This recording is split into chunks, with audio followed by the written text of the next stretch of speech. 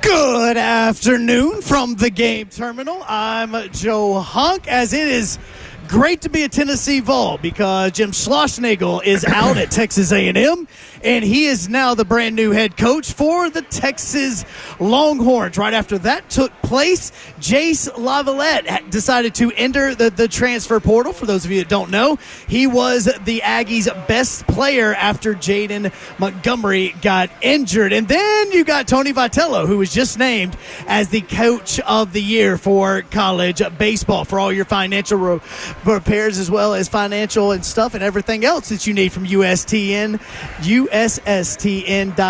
Breaking news at once on your home for the Vols, the flagship station for your Tennessee Titans, as well as home to 3HL. Awesome. This is 104.5 The Zone.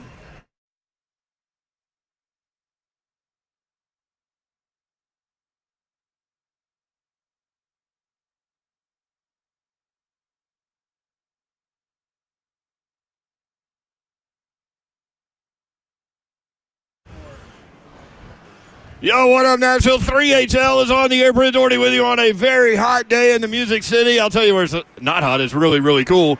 And a really, really cool place where we're doing the show in advance of Arcade Dub, a very special arcade event coming up tonight at Game Terminal, 201 Terminal Court. All you need to do is put Game Terminal into your GPS, and you will be able to get here easily.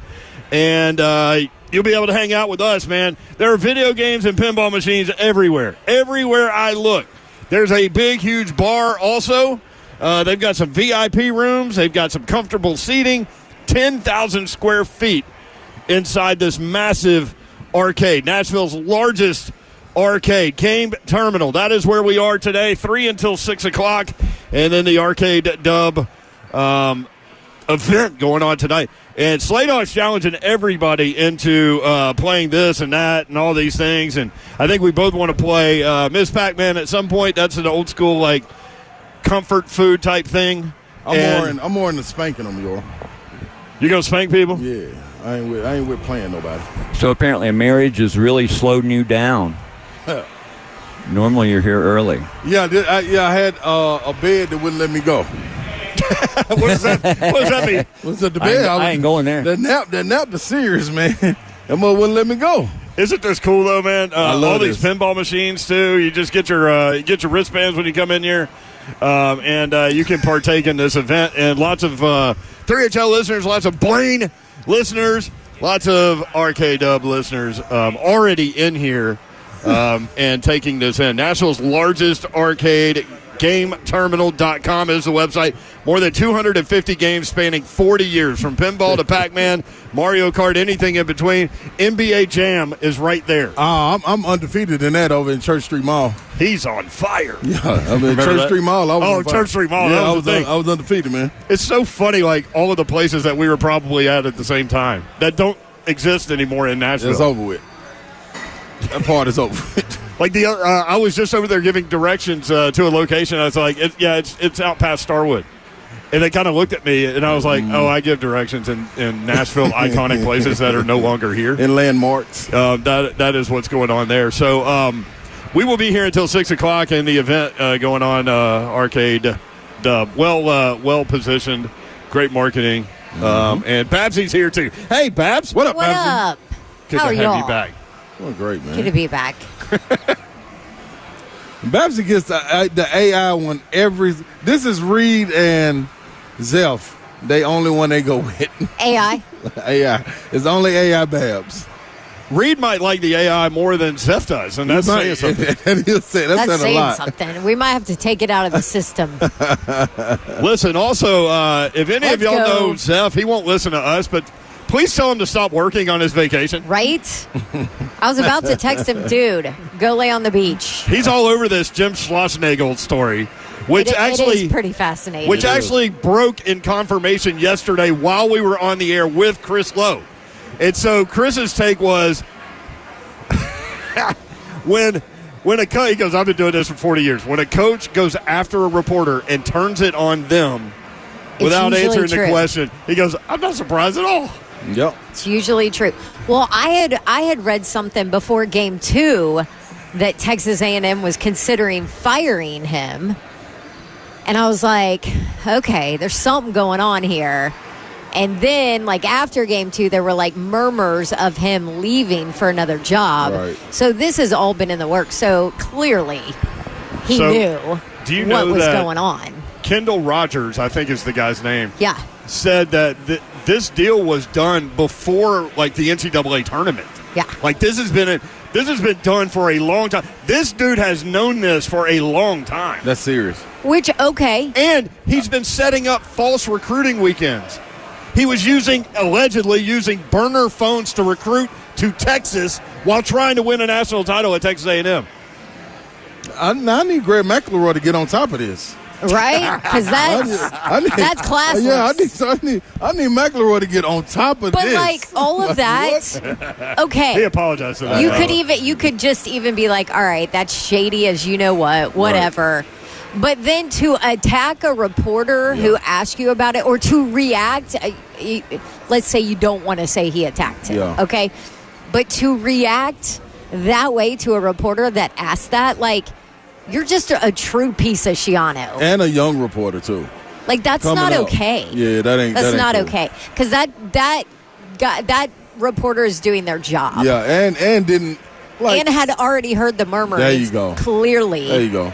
If people sitting in Nashville, Tennessee had heard it. You know what I mean? So the fact that he reacted in that way, he could have easily said something else and not been hostile about it, and then this not been as big of a deal and people not attack him as much as they are. But the fact that he dealt with it in that way after that last game, and it was the last question of the press conference too? Like, plus you know it's coming. And the reporter waited. I left my family to go to Texas A&M is what he said. For life. I wanted to stay. Well, I guess you're leaving your family again to go to Texas. I don't even know what that meant, but but we do have that audio, which we will play, and then he apologized today. I don't know what's going on. It wasn't even an apology. One. That was a fake one. So then Greg McElroy, former Alabama quarterback, does radio in Birmingham. We know him well. He's a very reserved guy, as I take his personality. But he called Tony Vitello classless for his antics after winning a national title. I'm not a Tennessee person. He apologized for that today. So a lot of apologies today. I don't know about that apology either. Yeah, but you guys know, I'm not a Tennessee person. I'm not a Tennessee fan. Like, I covered Tennessee because we do this on the radio. You guys are all Tennessee alums, and that's fine. But, like, if anybody would come out and say, like, oh, yeah, that was classless, it would be me on this show, right? I would have no problem doing that. I did not think there was anything classless about how Tony Vitello handled any of this year's World Series. And handled winning his first national championship. Ever. There was nothing classless about that. Yeah, my whole thing is, man, the pushback that I'm always have on that is, if that's the case and you're going to be unbiased in the situation, then what do you think about Eric Musselman? What do you think about Bruce Pearl? What, ripping off the shirt? Yeah, in crowd circle, you got to think that something is wrong with these people. But in the broader landscape of it, this you just go at Tony V for saying what? Though? Here's the thing, what made it classless? Has he dropped the S word? Get out of here. I mean, he's done it before on the SEC network. Like, he just says stuff. Well, the same network that he works for allows Pat McAfee to go nuts and do it all the time. So is Pat McAfee classless? I think he's a class act.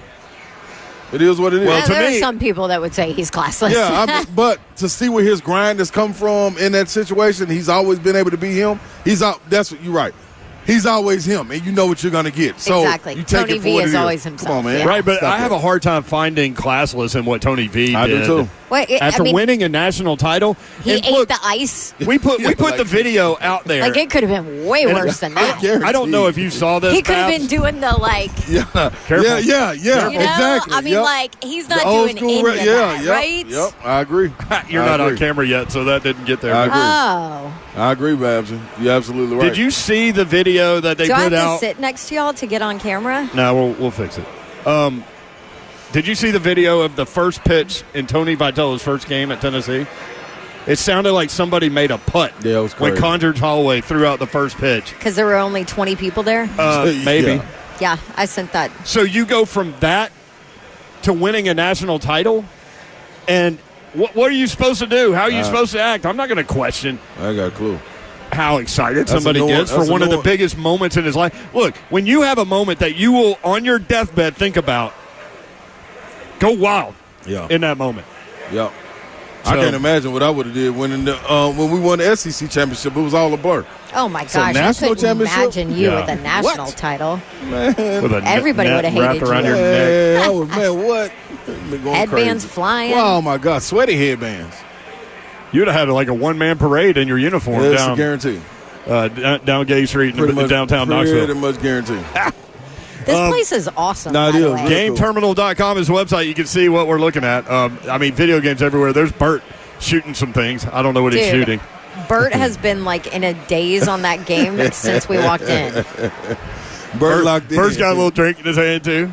He's having a good time. A lot of listeners here. A lot of people that work at the Zone are here too, which is good. It's always good to have like a company. Yeah, because they're like, "Hey, this is really Dave. cool." Dave Elliott, another guy that works at Cumulus Nashville. But any kind of pinball game you can think of, all the old school games. There's Dragon's Lair right in front of us. I mentioned the NBA Mortal Jam. Kombat. He's on fire. That's NBA draft coming up tonight. We will dive into that a little bit. Where's Dalton Knecht going to go? Where's Reed Shepherd going to go? Rob Dillingham, another Kentucky player that's going to go in the first round. Antonio Reeves, Justin Edwards could get drafted in the second round. Got some How G much League do y'all guys. pay attention to the? I know Slay does. What? Pay attention to the NBA draft, but like your generic college, I think somewhat NBA fan or even NBA fan. Do you pay attention? How much? I watched it for the first time, I think about 4 or 5 years ago since my draft. Wow.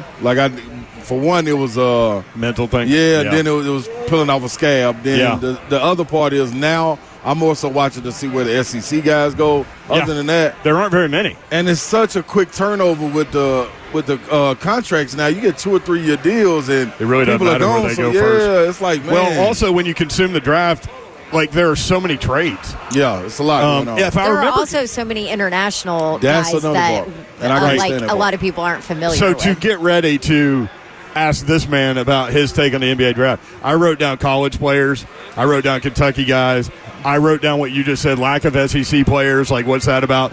French players. Yeah. There are 3 that are going to go in the top 10 potentially, 6 in the draft. So internationally speaking, is that a country we need to look out for in the Olympics? I think personally they always develop good young talent, and I always say it, man. When you talk about French basketball, the French can always, and this is a stereotype, but I always say it's true. What up, Becky? I always say it's true, man. They can run and they can jump with the best of them. When the game slows down, and this comes from playing in the French league, when the game slows down, that's when they're at a disadvantage. So you get the young guys coming along, 16, 17, 18, 19 years old, man, they are phenomenal athletes because you got to think they're coming up playing soccer all the time, football for some, and then also they start off playing professionally at 15 years old. So it's an advantage that they have. It's going to be interesting to see how it goes and see how many of those churn out to be the guys that they think they will be being taken in that top 10, because those are supposed to be franchise changers in a sense. Yeah, we'll talk a little bit about that and try to shape that storyline of the NBA draft toward people that don't necessarily watch and consume it, but might be interested in some of the topics and storylines that might interest you, that we think will interest you. Also coming up today, Will Levis and his pass catchers are in Cabo. We know who they are. EA Sports 10 toughest places to play college football.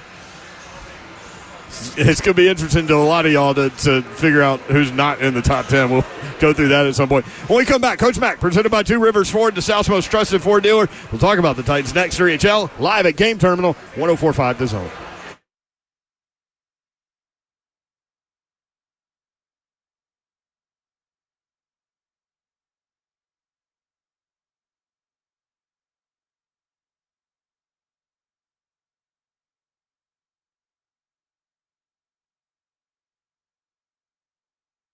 Man, what is happening, good people? Ron Slay coming to you with Kellum Stem Cell Institute Holistic Stem Cell Therapy brought to you by the professionals in therapy. Nobody does it better. When you come to Dr. Kellum, he's going to get everything taken care of for you, and any questions that you need answered, he's going to have the answer for you. Let me reverse that. Any questions that you have asked, he will have the answer for you. There we go. Now, I just went the other day, man, to get the hip. I told y'all my knee got taken care of, my shoulder got taken care of, but the inflammation in my hip was still aggravating me, man. So I had to go back in there and get another therapy session done, and woo, I could feel it immediately when I get in and out of my truck. That's how much the stem cells do and know what to attack as far as the inflammation in your body. It's your body, your cells, your solution. Don't ask around. I'm telling you exactly what to do. Go get you a consultation today at 615-850-4415. That is KellumStemCellInstitute.com. Do you want to save on some of the biggest names in streaming on the network made for streaming? X marks the spot now through June 30th. Get 150 megabit Xfinity internet for 12 months with a 1-year contract. And for just $15 a month, add the new Stream Saver that includes Peacock, Apple TV Plus, and Netflix. How about that? That's Xfinity internet and Stream Saver for just $35 a month. All your favorites all in one place, only from Xfinity. Go ahead. Some shows, stream some movies, save some money, all at the same time. For more watching and less spending, X marks the spot. Switch to Xfinity, the network made for streaming, and bring on the good stuff. Yes, go to Xfinity.com, call 1-800-XFINITY, or visit a store today. Restrictions do apply. Internet offer requires paperless billing and auto pay with stored bank account. Equipment taxes, fees extra after promo. Regular rates apply. Currently $56 a month. Actual speeds vary. Stream Saver requires Xfinity internet or TV, and price is subject to change.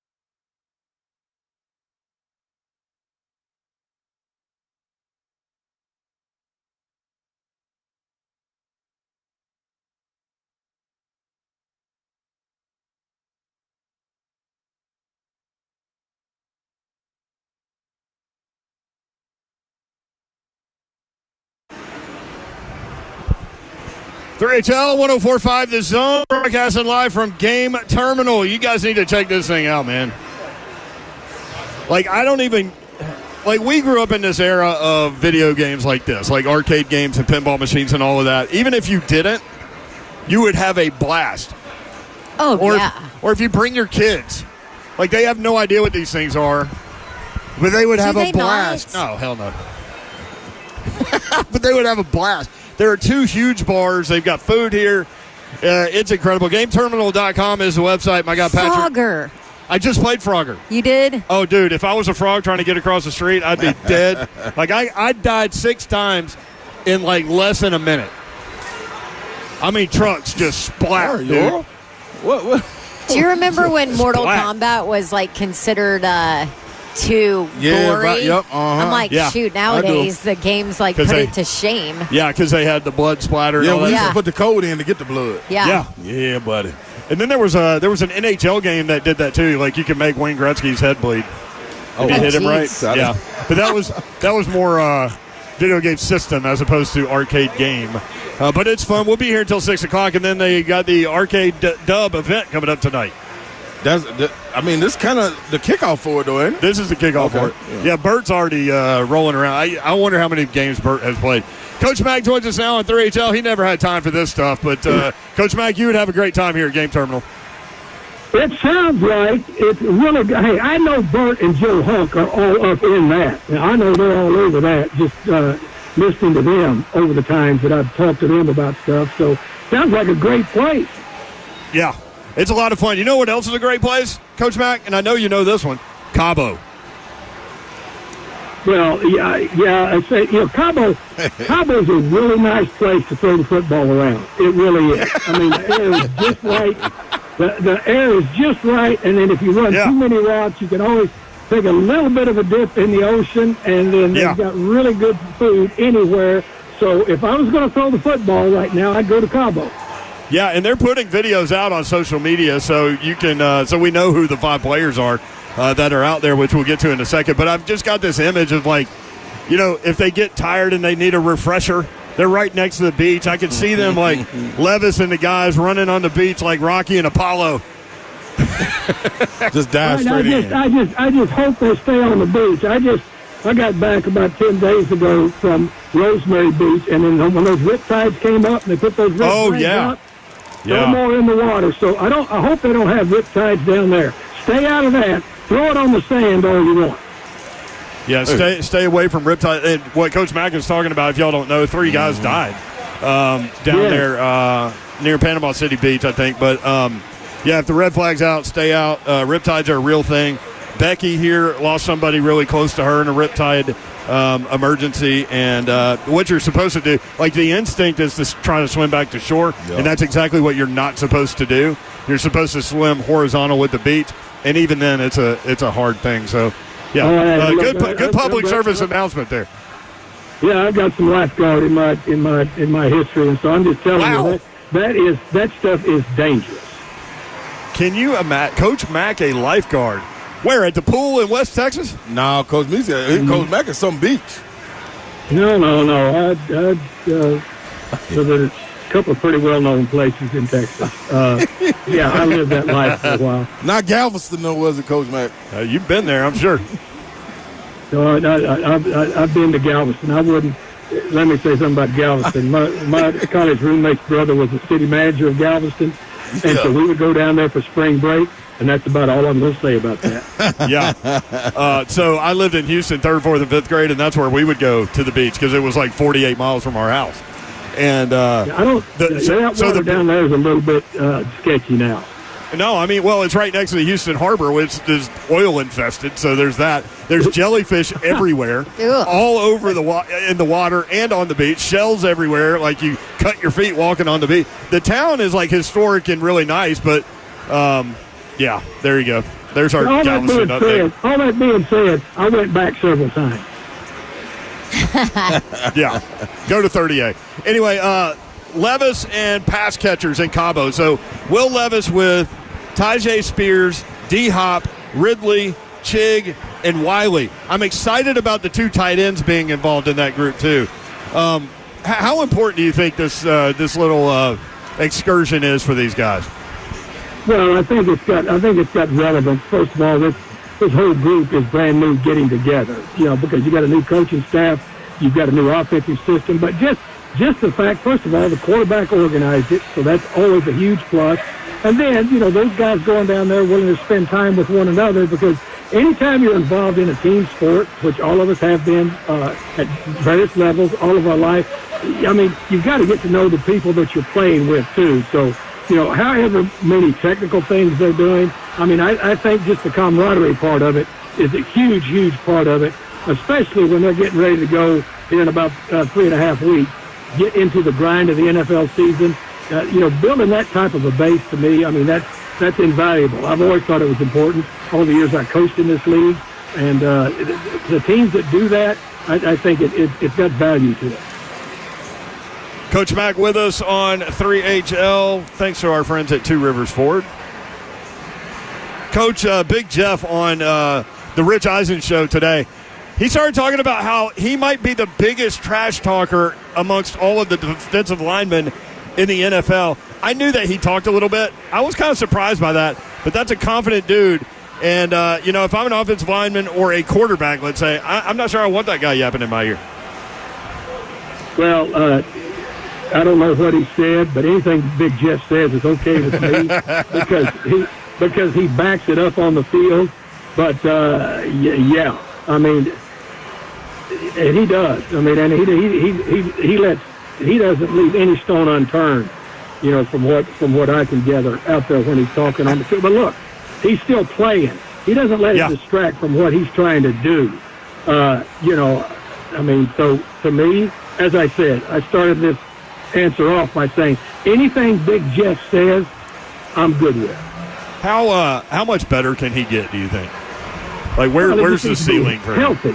Healthy, Brent. That's the big thing. I mean, I can still remember watching him, work out for 8 weeks to try to get an ACL rehab a lot quicker than people thought to be able to come back that first year when he's healthy and he's played and he did at 100%. And so, look, this guy is everything that you'd want. I mean, he got paid and he earned it. He earned that pay, and he'll continue to earn it. And just staying healthy. When he stays healthy, he's as good as they got. Yeah, absolutely. Coach Mack, I got to ask you something about this division real quick. Outside of what Houston is doing as far as gathering a plethora of talent, what's your thoughts on Jacksonville, what they got going on? Look like some questions around Trevor Lawrence. And then up there in Indy also, there should be some questions around Anthony Richardson. I saw they shut him down for a minute, said there's nothing to be alarmed about, but what's your thoughts about these two organizations? Well, to me, I mean, this division now has gotten real interesting. First of all, because of the quarterback, they're all pretty much within the same range in their careers. Right. Trevor Lawrence just got paid, but he's got the most seniority of any of them, and he hasn't been at it a very long time. I think this division is pretty evenly matched, and as is shown, it always comes down to the amount of injuries and getting key people injured. So to me, I think all four of these are very well set. This is going to be a hell of a division race. And a lot of it's going to depend on who can stay healthy when you're playing your division games. That's the first thing. Mm-hmm. But I think all of them are believing that they've got a chance because of the quarterback, and then they're all trying to build around the quarterback in different ways. Now you've got one in Trevor Lawrence that just got paid. You've got several others that are going to get paid if they play to the level that you want them to play at. So I think it's a very tight race. I really do. I don't think there's any, and you guys know this, and so do our listeners, there's nobody in this division going to back down from anybody. I mean, this is going to be pretty hotly contested. Coach Mack with us on 3HL. Coach, how much is Mason Rudolph going to help Will Levis? 4 years in the league. This will be year 5 for him. He was 3-0 as a starter last year, 8-4-1 in his career. Been there, done that. We asked Will Levis about that quarterback room, and he said glowing positive things, obviously, about Mason Rudolph being there. How much do you think that helps him to have a guy like that in the room? Well, the big thing is the one thing you can't manufacture in this league is experience. And so, that's an experienced quarterback that absolutely knows that he's going to be the backup. So part of his duties, are to be able to support, the starting quarterback and be a positive and be a positive influence, in that quarterback room. I mean, to me, it's extremely important. Now, he's learning a new offense and new vocabulary, just like everybody else is. But the experience part of it, in any phase of the National Football League, from the coaching staff on down through the players, I mean, the one thing that you can't manufacture and you really can't, you got to have experience. And speaking from experience is an important thing, because most of the time, if you've got that experience, people will listen. Pollard and Spears, what about them pushing each other? Like, how big is that? And I started to look at their numbers. Pollard had 67 targets at the running back position in the pass game last year, and Spears had 70. So I'm really anxious to see what this offense looks like with those two guys, how it works with them in terms of reps and how they push each other. Yeah, me too, Brent. And the thing about it is, I think it's going to be week to week by game plan and by who they are playing and the matchups that they perceive will be beneficial. But both of those guys have very, very similar skill sets. This is going to be a completely different offense than people that have followed the Oilers/Titans for all of these 25 years is different, because, up to the end of last year, this has been a running back that has been here and has been successful. Yeah. And so what you're seeing now is a complete different type of a vibe. And so I think both of those guys, they're clearly going to get their chances, but I don't think that there'll be any predetermined, this guy's starting, this guy's not. A lot of it, especially when you have two backs that can do the same thing, depends on what the matchups are with the opponent week to week that you're getting ready to play. So when these guys, like for those that don't know, you coordinated a lot of defenses in the NFL. So I want to pick your defensive mind on these two guys right now. So the head coach was very excited. Dawn and I were out there a couple weeks ago about both of those guys and their ability to run the complete route tree, not just screen backs, right? Not just flat backs. Like, they can run the route tree. So I started thinking, what do you do from a defensive standpoint when you're trying to game plan against that, and you've got running backs that could be in the game at the same time that can run full route trees? You go outside linebacker. What does that leave open? Do you go safety? Does that leave you man-to-man on the outside? Like, what can they do with that? Well, and the other thing is they can both run the ball, too. So that as a defensive coordinator, when you're trying to do that, and, of course, your matchups a lot of times will go on your film study depending on field position and also down and distance. But just to your point, to break it down, if both of those guys are in the game and all of a sudden the film that you're looking at is they're able to run routes, not only from the backfield is one thing, but when they start to split those people out, then you start to have to decide, am I playing man or zone? If I'm going to play man match against backs like this, and they can run the entire route tree, and I know I've got to defend several different routes. In my film study, I try to eliminate routes I don't have to defend by splits. I mean, we're getting detailed now, but it causes you as a defensive coordinator to make a decision during the week. How are we going to match this? And the matching part of it is extremely, extremely important. So now you might find yourself on first down matching with nickel. If they're both in the game, do you match with nickel or do you match with dime and hope that those dime person that you put in can – yeah, go ahead. No, I was just saying I love this. I love getting football nerdy with you. Okay, I thought I'm driving out here in West Texas. I don't know how many cell towers they got, but I thought we got cut off. Anyway, the thing that has to happen is as a defensive coach, you got to decide, what am I willing to give up, and then what do I have to take away? So it causes a problem. Coach Mack with us on 3HL. Well, Coach Mack, if that's the case, then how do you attack it? If you're the offense and you know you got these guys in the nickels that can match up with these guys, does that open it up for two backs being back there at the same time, or you need to go single and have these guys rotating in? It depends, Ron, on how good the defense you're facing is. Okay. Is defending the run with a light box. Yeah. If they can man up enough with six in the box, to still be able to adequately stop the run. Well, then all of a sudden, and then you know that if you try to run into it, you're not gaining an advantage. What has to happen is you decide real quick if they don't match, then who's the pigeon? Who am I going after? Okay, really quick. If they do match, then you've got to decide. You've got to take the percentage of what are my chances of success on different down and distances, challenging their light box and being able to run the football if I want to get up there and make a check when I've had a pass call. That's basically what it boils down to. Real quick, Coach, is this a headache for you if you on the other side of this ball, getting ready to play for D-Hop, Calvin Ridley, Tyler Boyd, Pollard, Spears, my guy Traylon Burks when he comes in. I thought you were going to forget him, and I was never letting you live it down. I wanted to go in order. But you got Traylon Burks, NWI. Yeah, you got plenty of these guys that can get it done. Is this a headache for you, Coach Mack? No, when I'm saying that, too, outside of the Titans franchise, when you're planning for, hey, man, we got to stop 22. You want a simple answer or you want detailed answers? I want a simple answer from you, Coach Mack. Detail. Yes. Yes. Babs want detail, yes. Coach Mack. Answers yes. Anytime you got dudes like that, and you're making a defensive coordinator and a defensive game planner and a defensive staff make decisions on how and who and when you're going to play them. And then what happens is if who you have playing for you defensively, if you know you're probably not going to have everybody that can match up against the skill set of the people you're playing. So then it's how quick the offense can find that matchup that works for the offense, that doesn't work for the defense. Right.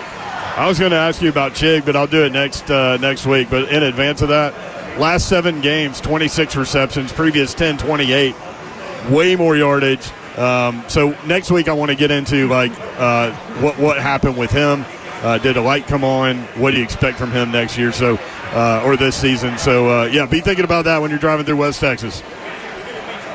Guys, it's my pleasure. Have fun playing games. That's what we do. We Coach will. Mack. There he is, Coach Mack, presented by Two Rivers Ford, the South's most trusted Ford dealer. When we come back, we'll dive into this Will Levis and his pass catchers in Cabo thing. Again, we'll hit you with who they are and talk about it next. 3HL broadcasting live from Game Terminal. Come by and see us. We will be here until 6 o'clock. The Arcade Dub event going on. There are tons of people playing tons of games. You'll have a blast. Get out here. We'll be here until 6. Arcade Dub. I get it. We'll be right back.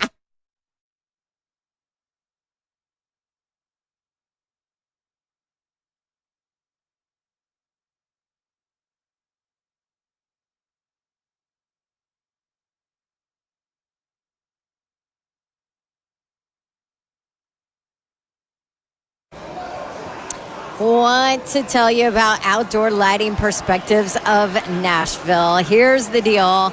I called Bob Lyons and his team a while ago, got some outdoor lighting done in the backyard, and then realized that I loved it so much and I needed more of it. So I called Bob again.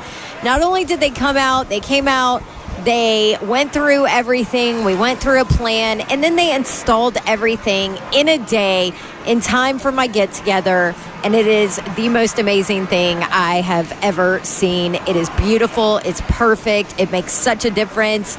I had family over, and we could sit outside on the deck the entire time at night because we had lighting out there. Awesome. Outdoor Lighting Perspectives of Nashville. For over 38 years, they have been making homes stunning with landscape lighting. They are Nashville's oldest landscape lighting company, and whatever you need, I am here to tell you they can do it, and they will make it beautiful and perfect. And customer service, I can't even begin to describe how amazing it is. So you need outdoor lighting, you need landscape lighting, you need Bob Lyons and Outdoor Lighting Perspectives of Nashville. Easy to get a hold of them. Just go online, outdoorlights.com/Nashville. Who loves barbecue? I do. I got my hand up in the air. You ought to have yours up in the air, too. Not if you're driving, though. Put both of them on the wheel. Listen, you can get out to Famous Dave's All-Star Barbecue Series. It is back July 13th from 11 to 4 p.m. Yours truly will be hosting it. That's right. I'll be a judge, 5000 Old Hickory Boulevard, right there in Hermitage, Tennessee. It is free admission. So bring the kids. That's right. Bring the family. Get you some free barbecue wings, free barbecue sampling, and you get to watch it all down with some free Pepsi. Now, we got a lineup that's second to none. Texas Moonshiners, Charcoal Cowboys Barbecue, Q Factor, Red Bone Barbecue, Hog Feathers Barbecue, Music City Smokers. I'm telling you, the food is going to be phenomenal, and I'm going to be eating it all if y'all don't come. So I advise y'all to get on out there. Famous Dave's, you'll have an opportunity to meet the man himself, Famous Dave Anderson Barbecue Series. It will be live and direct, 5000 Old Hickory Boulevard. Famous Dave's.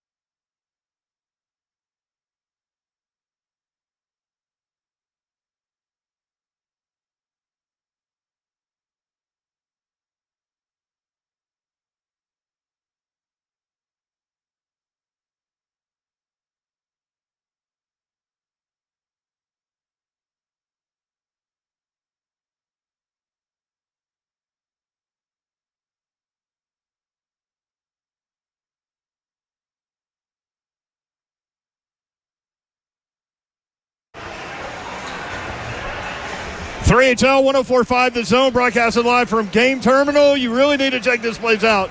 Incredible video game, arcade games everywhere. pinball machines everywhere. They've got bars. They've got food. GameTerminal.com is the website. Arcade Dub going on right now until 6 o'clock. Come out and play with other zone listeners and get spanked up by Slay Dog and various things. Miss Pac-Man for sure. I'll beat you in Miss Pac-Man. No, I just said, I'm going to spank somebody up. Not me. You can spank somebody else up. You sitting close to me. I'll put you on my knee right now. Just saying. Patrick McKinnon owns Game Terminal, among other things. Patrick joins us now. What's up, man? How are you? I'm doing great, Glad to see you guys. Hey, thanks for having us out here. This is fun, man. Lots of people playing lots of games, and you've got such a variety of arcade games spanning decades. We do. I mean, being a child of the 80s, growing up in Nashville, Green Hills, arcades were prevalent. It's what we knew. And so being able to capture late 70s, 80s, 90s games here and have kind of a modern flair where there's a big seating area inside. There's outside games as well, 9,000, 10,000 square feet outside. So there's just a lot of different things you can check off your list. But, yes, a lot of arcades. Arcades are free, 150 of them. And then there's 100 pinballs that are $1 token and up. And you can bring your whole family any day of the week. We're open 7 days a week, so it's a great place. So you mentioned, obviously, being a kid growing up. But what was, like, the process of finding all of these, of your love for it, of thinking of something like this? That's a great question. Being an entrepreneur, I've owned several businesses. I started a mowing business that turned into a landscape business that I still own today. Wait. You started that when you were 13 years old. 1984. Are you serious? Wow. Yes. We went to school together. You graduated 1 year ahead of me, and you're still going with that thing. I'm still going. That's amazing. Still going. How about that? And by the way, landscaping, we need to talk. We both do. We need to do it. We can. She's got a weed problem, and not that kind of problem. Not that kind of. It's a bad weed problem. Got it. Yes. Okay, so keep going. Yeah, so, owning several different businesses, I've got a Mosquito Squad franchise, and then I also opened up a pinball machine dealership here in Middle Tennessee, which Tennessee didn't have any.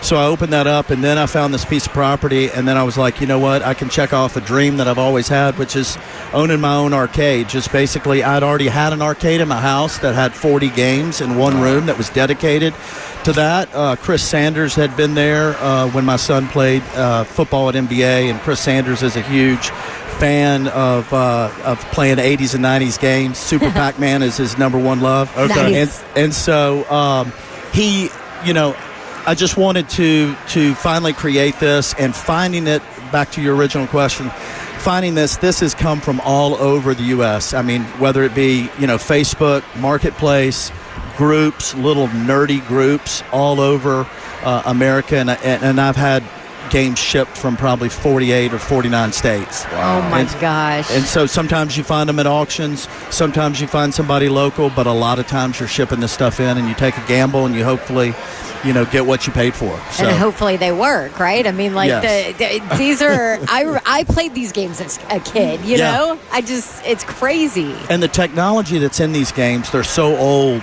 that, I've got two great guys that are techs, because, there's not a Radio Shack on every corner like there used to be. Right. So that part of the world has changed.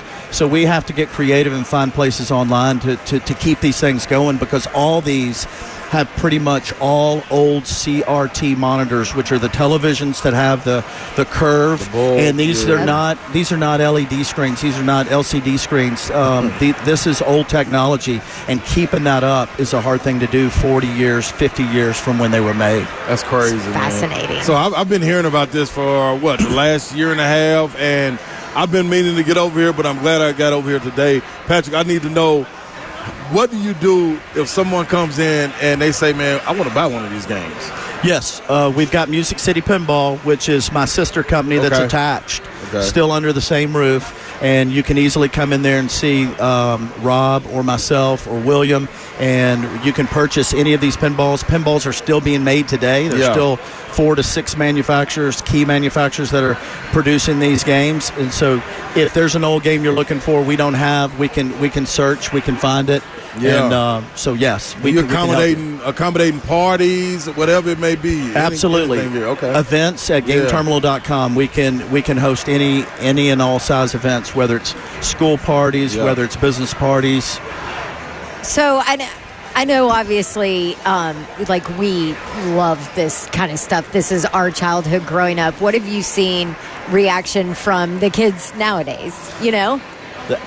It's pretty fascinating. I mean, you do get a group of kids that some of them are not impressed. Right. Some of them are not impressed because the technology and the graphics on these machines is old, different, and different, and it's where these games came from. But I'm more surprised by the adults that come in here and you hear the reaction. So you'll walk down an aisle and you'll hear somebody say, "Oh my God, I have not seen this game since I was 13 years old." You forget at the Star Castle or Starcade, wherever, and they saw that game and going back to their childhood. It's fascinating to see. But a lot of the kids do still enjoy it, even though some of the technology. It's still games. And I would imagine, like, especially pinball. A lot of kids haven't been exposed to pinball, and I would think that they would love all the lights and the sounds and all of those things. And in this modern world that we live in, that everybody is kind of addicted to their cell phone and it's everything, is that you have to stand up. You're not sitting on a couch. You're using eye-hand coordination. It's kind of like it's physics 101, and you're trying to slow the ball down. You're standing up, so you're having a conversation. You're not on your phone. That's a good thing. Yeah, love it. No Patrick McKenna. Game Terminal is where we are. 201 Terminal Court, GameTerminal.com. Arcade Dub. The event is going on. You will see Robert walking around here. Tons of Zone listeners and lots for you to do. I love the bar concept, the food, everything. It's more than an arcade, man. It's a great place to come vibe and hang out. It is. I'm about to test the wings here in just a second. Well, I've been waiting for Frogger, but there's somebody on it all the time. I died quickly on that machine. What is your most popular game, real quick? What my popular arcade game in here, and what's your favorite? Real quick? Well, I mean, a lot of people play NFL Blitz, and NBA Jam. NBA Jam's awesome. There's new pinballs. Jaws just came out, even though that's from the 70s. But they just came out with a pinball, and that's super exciting. But my favorite game was always growing up was I like Zaxxon, I like Gyrus, but I was also just a huge Galaga and Miss Pac-Man. Oh, you better not say that too loud, Allison. Our boss will get mad. Those are our two games, Galaga and Miss Pac-Man. That's not the way she pronounces it. So our boss that runs all 5 of our radio stations, who I'm sure you will deal with. She's here. She calls Galaga Galaga. Yeah. Is that a thing? I've never heard that before, ever. So is that wrong? No, it's Galaga, and then there's a game called Galaxian. That's kind of the close same concept, but no, it's Galaga. We got confirmation from the expert. That's right. The expert, Patrick McKinnon. Yes. Game Terminal, perfect for events, birthday parties, corporate events, or just come hang out with your friends, bring your kids. So much fun. Check them out online, GameTerminal.com. Again, when we come back, we will talk about Cabo, Levis, and pass catchers in Cabo next. 3HL 104.5 The Zone.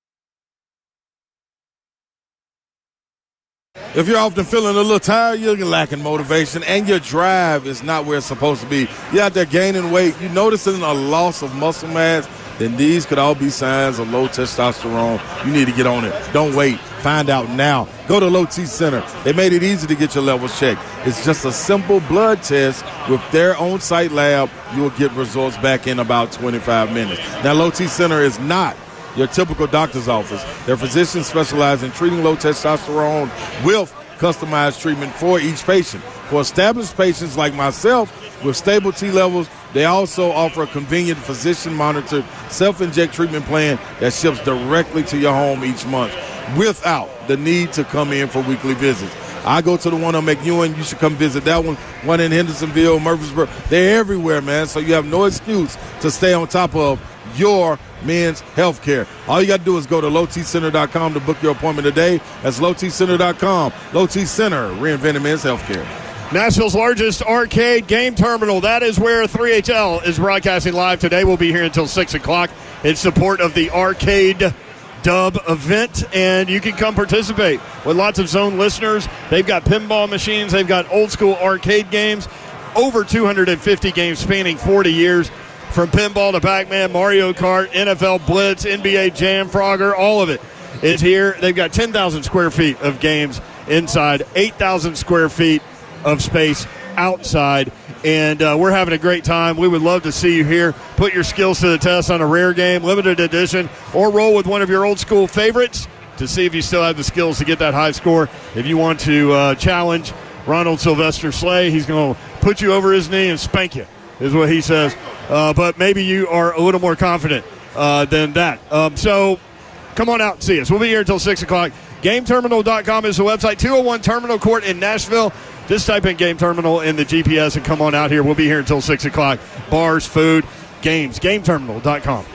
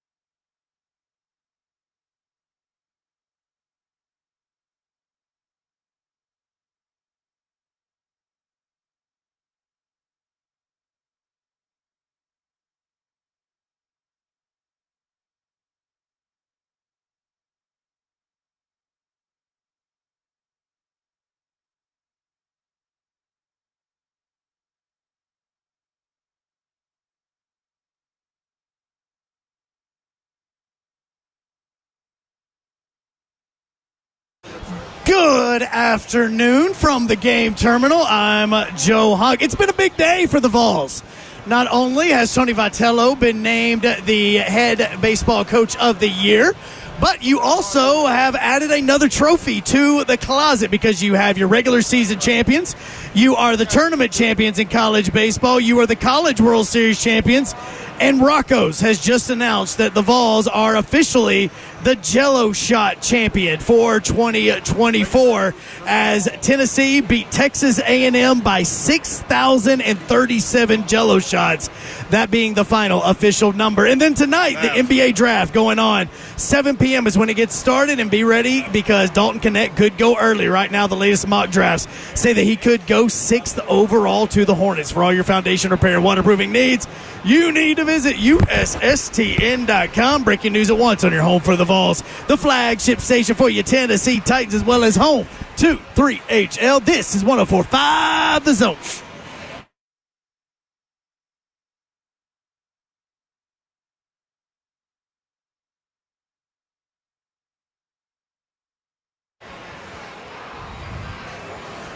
HL 104.5 The Zone, Wednesday edition, which means what? Slate on. That means hump day. You were out one Wednesday, and Davenport did a great job. Listen, I'm proud of Babson, No, man. there was one I did a terrible job. There was one that was. I mean, Yeah, but what do I always tell you? Either be terrible, like awful, or great. Oh, that one was terrible. I mean, it'll stand out. I know. It's now on a hotkey, and Reed don't even think about hitting it. Todd Davenport is here. That's right. Let's go. Happy Wednesday, people. that's right. Yeah. We got everybody in the building too, dog. I think There's your a lot mic of needs to people be here. turned up. I am a little low. I think our entire station is here. Everybody's here in full effect. It is the Bowling's walking in now. The only ones missing are Ramon and Kayla. arcade dub is in effect until 6 o'clock. It is officially underway. We're an hour in, and there are a lot. I was just walking around at Game Terminal. That's where we are, GameTerminal.com. I was just walking around trying to identify where the Miss Pac-Man machine was. Where is it? Where the people are. Behind you to the left, and there are, no, it's his left, but on the right side. And there's a group right there. they have all of the Pac-Man machines together. Then they've got Galaxian and Galaga right next to each other. So basically, you can just hang out on that. Are they road. similar? Galaxia? They're similar. Galaxian tried to be Galaga. I never even basically. heard of Galaxian. It's like Galaga, but it's not as good. Is there a Pac-Man room basically over there? No, that's the VIP room, pretty but the dope, Pac-Man sign is over the door. NBA Jam is over there. Now, I'm telling you, I'm gonna get in on that. NBA Jam, I'm getting Mortal Kombat 2, in. Get in on that. pinball machines everywhere. This is fun. We'll be y'all here big until 6 o'clock. pinball machine? Not when I was a kid, I wasn't here. I was an arcade guy. but I loved it. Did you?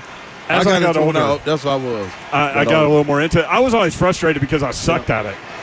And it's such a bad feeling when you watch the ball roll straight down the middle of the And you miss machine and you know you're about to die. Hey, you're a baseball guy. I'd rather not know I was going to die. Just hit me with a truck. Don't let me watch the ball roll down the middle of the machine What was for like that 5 hand-eye seconds. coordination, Earl? No, you can't hit it when it's right in the When middle. it's right in the middle. Okay, Yeah. yeah. You got. That's when you got to shake. You got to shake it. Are we going to do a taste test challenge? Oh over here? yes, sir. Oh, we got wings. My man. And we got French fries. Man.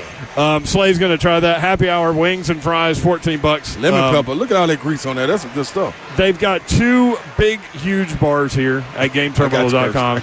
And again, you can come challenge Will Bowling. What do you think Will Bowling's good at, game-wise? Something like Nothing. You said nothing. Guess what? I don't know. Davenport hasn't been feeling well. She just comes in here. I'm gonna go with her though. I'm not sure Will Lee is that type of guy. He probably was one that watched everybody play the game. I'll bet he's good at pinball. I bet he's better at the computer games. What do you mean, like Oregon Nintendo? Trail? Yeah, like anything with a keyboard. Yeah, but he's like 15 years old. I'm saying. No, No, he would go back. No. You know your old soul, Listen, really, though. Will is like, what is he, 24, 25? Yeah, going on 49. But he's like Yeah, he 55 is. years old, this guy. He's way more, like, mature than we are. Yeah. What Slay really wanted to say was, well, that's not hard, Mayor. Can't you see Will Bowling? I guarantee Will Bowling goes home and he sits in front of a fireplace and he's got an Argyle sweater on With a and pipe? a pipe. Yeah, I can see that. Like an old man pipe. Yeah. Yep. And then he's got Put that in your pipe and smoke it. and then he's reading a book like Wuthering Heights or He something, definitely got a book. and he's got one of those green lights that they have in law schools. So it's almost sounding, should we aspire to be like Will Lee? And he's got like those like moccasin kind of Yeah, the moccasin slippers. shoe, yep. Yes. Yep. Yeah, Can't you see it? I can. We need a camera in Will Bowling's living room. I guarantee you all of this is going on. Well, he's moving now, I think. He is moving. He said he's Oh, he moving said? Thursday. Ronald Sylvester Slay is here. I'm in the building. What happened to my little voice right there?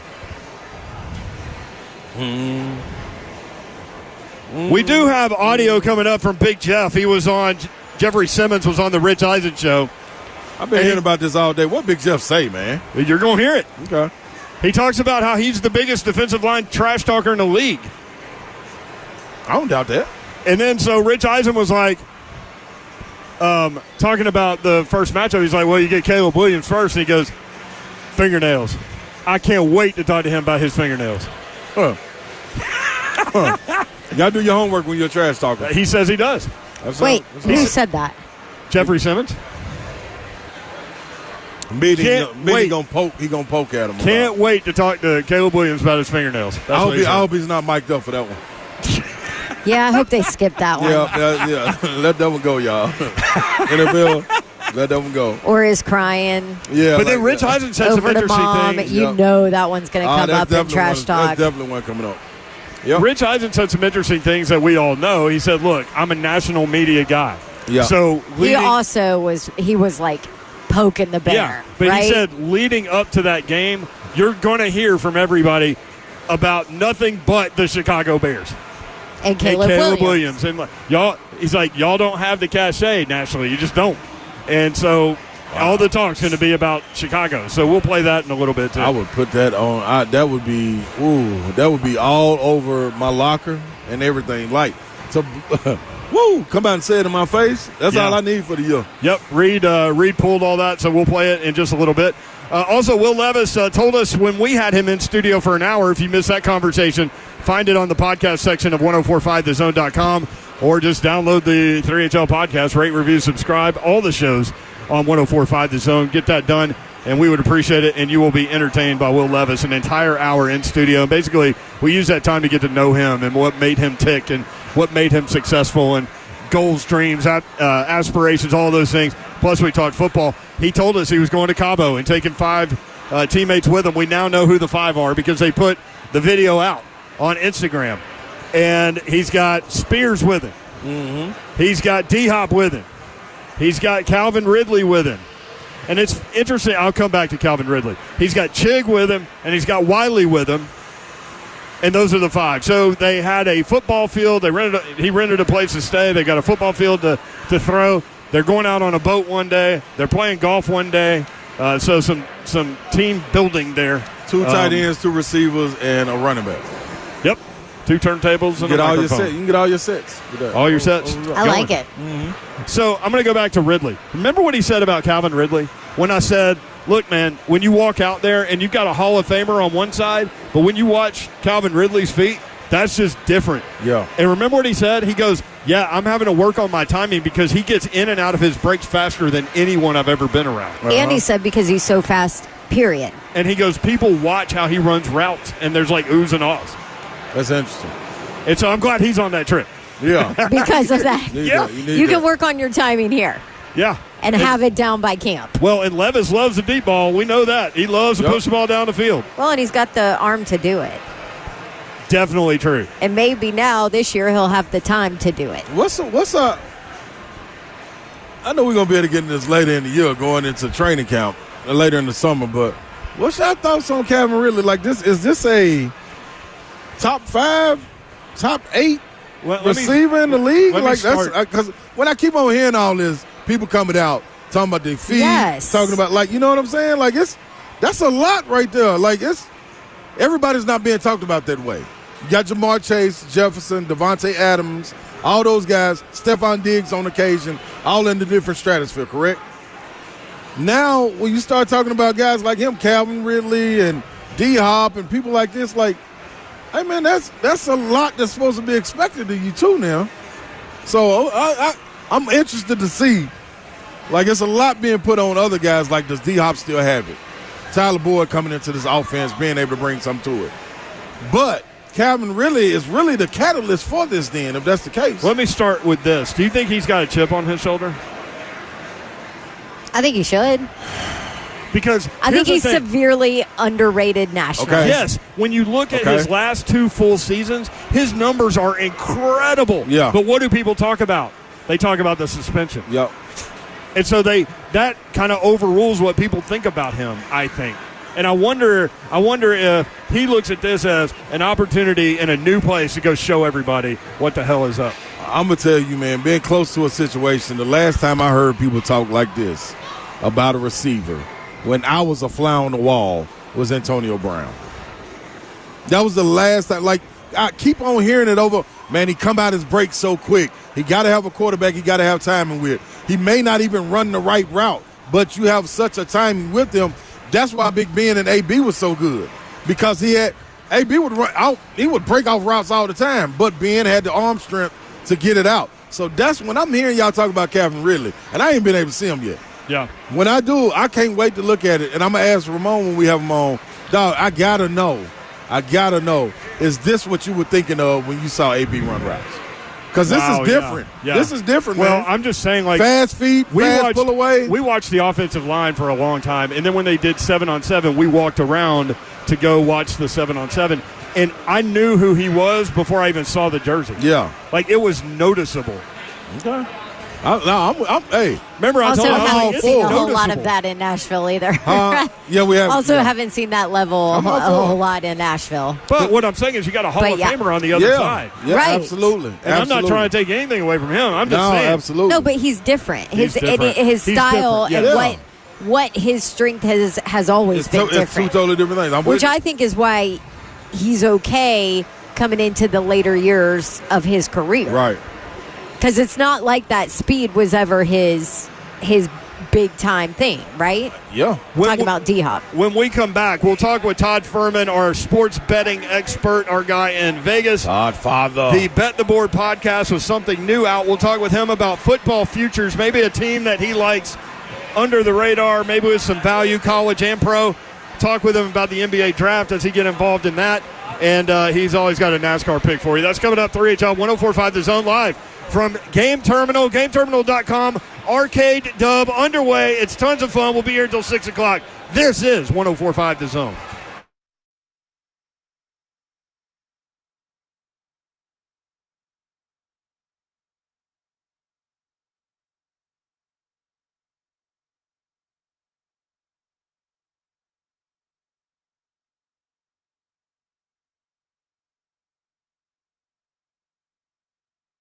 What's happening, man? You know, some storms coming through the city at any point. You got to be ready for 'em. Tonight, actually. Yeah, exactly, man. So, In about 30 minutes. so here's an opportunity. Let me go on and get a number out right now so you can jump on it while you're listening to us. 931-559-3311. That's the number for CoveGenerators.com. You holler at Generator Dave, and when your electricity boom goes out, no more power, in about 2 seconds, probably less than that, your power kicks back on. Why? Because you have a Generac standby home generator, and they even got deals, Babsy. Yes, they do. It's June 26th. You have until the end of the month to get what is the best deal in Tennessee. Have to call by the end of June, though, and the deal is this.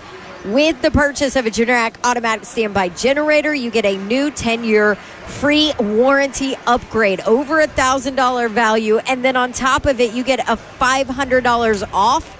All you have to do is tell them you heard about them from Dawn and Slay and The Zone and 3HL. Boom. There you go, $1,500 instantly. Generac automatic standby generator. That's what you need, and you can get it from Cove Generators. CoveGenerators.com is the website, COVE. You have till the end of June, 931-559-3311. Stay connected through it all. I want to tell you about my friends at Gupton Dodge Chrysler Jeep Ram. If you're thinking about that next new vehicle, make sure you include Gupton Dodge Chrysler Jeep Ram in that process. If you've already started, definitely include them. If you haven't started, go there first because you will buy from them. They're awesome people. I bought multiple vehicles from these guys. They're so good, so helpful, so knowledgeable. Service department is incredible after the point of sale. Make sure you check them out. 3450 Tom Austin Highway in beautiful Springfield, Tennessee. Just 30 minutes from downtown Nashville. Best vehicle buying experience you will have ever had. 24 West toward Clarksville, exit 35. Straight shot into the best vehicle buying experience you've ever had. Gupton Dodge Chrysler Jeep Ram. Again, just 30 minutes from downtown Nashville. Check them out online, GuptonMotors.com. All of the inventory, all of the dealership information, the deals they have going on, the address, phone number, all of it you can find online, GuptonMotors.com. Again, that's Gupton Dodge Chrysler Jeep Ram.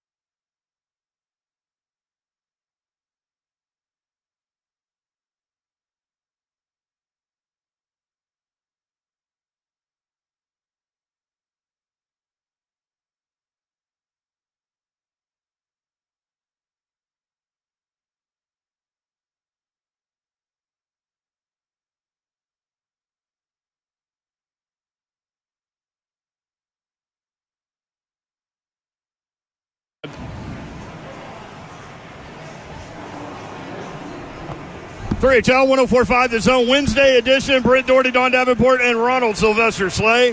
Why do I keep giving you 3 names today? I don't know what's going on there. I don't know. You get a whole government. Like, we out here.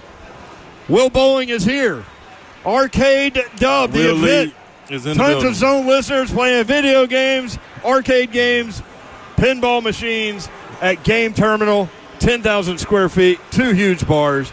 This is a cool vibe, man. And It's going down. it's funny watching, for real, it's funny watching all the kids, too, that have never seen arcade games in some cases, right? Yeah. And just dive into, like, the old school stuff, even though the graphics aren't as good. Kids diving into pinball machines and everything like that. You go outside. I just went outside. They've got the gigantic Connect 4 stuff. Oh, it's sweet out there. Out there. They've got cornhole, which I said earlier, and a buddy texted me and said, it's called bags, not cornhole. What? That's what I said. No, I ain't never heard nobody calling no bag. Have you heard that before? No, never. No, Todd no. Ferman joins us from Las Vegas. Todd, is it cornhole or bags? I've heard it called both, use both, depending on where you are. I think it's more a geographical thing than anything else. In my opinion, neither are wrong answers in any particular regard.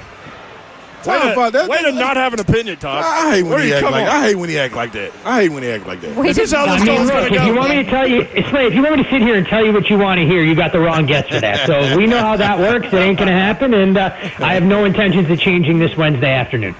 Hey, that's all right, man. I don't. Listen, when you're talking to a champion, I don't need you to tell me what I want to hear. I know what I went out and got. Uh-oh. A champion, Todd, Father. I told you, no sweat off my brow. Don't you worry about it. I made the bet on Friday that they would win the World Series, and my bet even went down 0-1. They gave me an opportunity to cash out. I didn't cash out. I said run it.